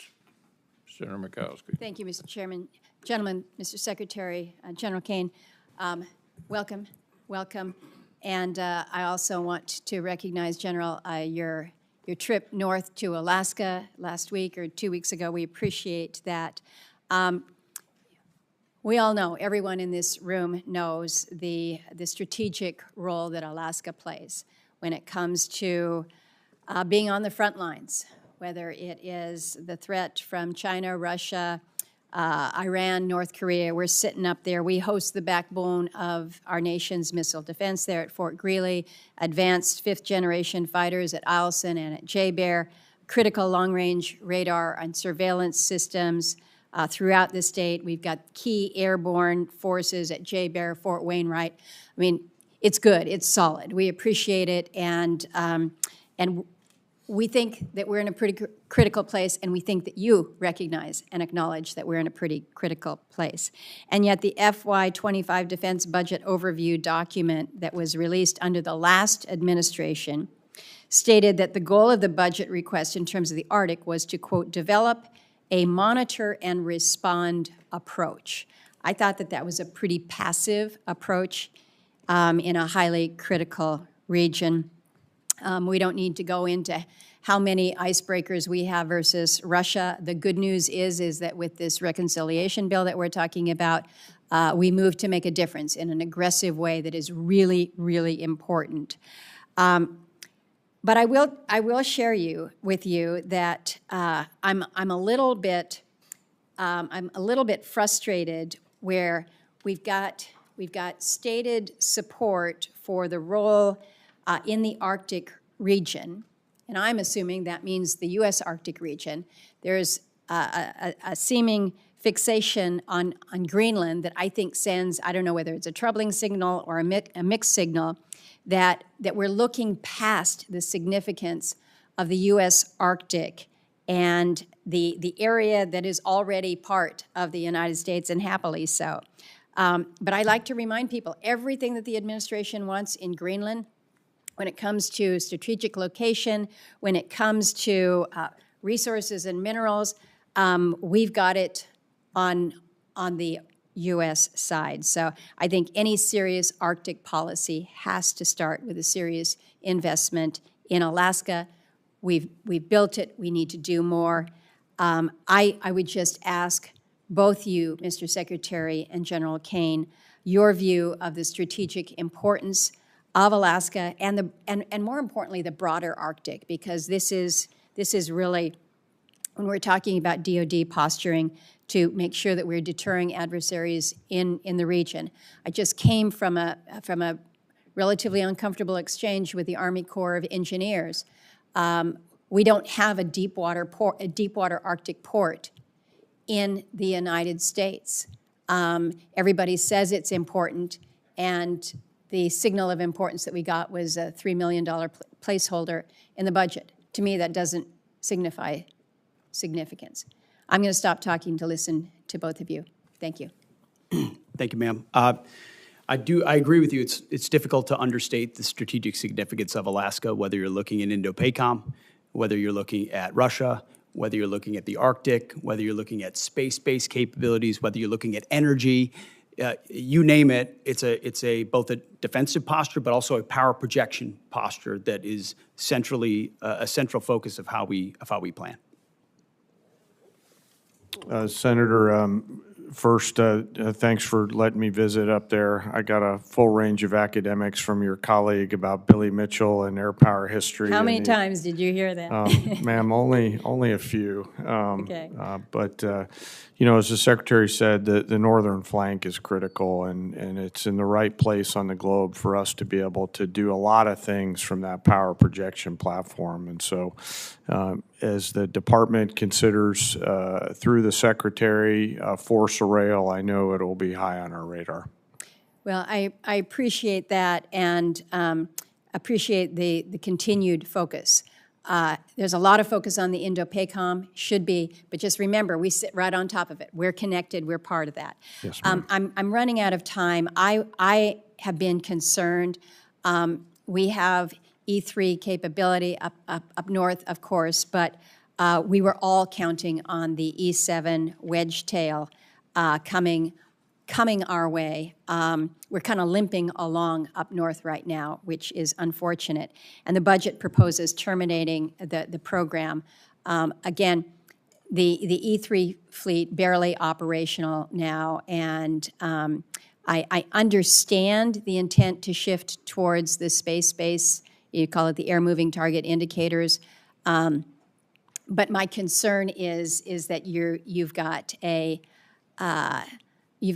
situation where you're not going to be able to use more duct tape to hold things together until you put this system in place. And so how we maintain that level of operational readiness and coverage, I'm not sure how you make it. General Kane? Well, ma'am, thank you for the question. You know, the E3 and the E3 community have been really important to us for a long, long time. And I'll defer to the comptroller, but I you know, the department has a bridging strategy through investing in some additional airborne platforms in order to gap fill while the space-based capabilities come online. Yes, sir. Thank you. Ma'am, we do have in the budget $150 million in FY26 for a joint expeditionary E2D unit with 5 dedicated E2Ds, and the budget also funds 4 additional E2Ds to fill the near-term gap at $1.4 billion. And can you tell me how that will that have implications for what we're seeing up north in Alaska? I would defer to the Secretary and the Chairman on that question, ma'am. The answer is yes. I would file this entire discussion under difficult choices that we have to make. But, you know, the E7 in particular was sort of late, more expensive and gold-plated. And so filling the gap and then shifting to space-based ISR is a portion of how we think we can do it best, considering all the challenges. Well, I appreciate the indulgence of the chair. My time is well over. If I can get, if your teams can come back with us to just give us a little bit of a walkthrough in terms of what we can be expecting in this space, I would appreciate it. Yeah. Thank you both. We will. Thank you all. Thank you, Senator Murkowski. Members of the subcommittee will have a week to get questions in for the record, and we'd request witnesses to respond within 30 days. So the subcommittee stands in recess, subject to the call of the chair. Thank you, Mr. Secretary.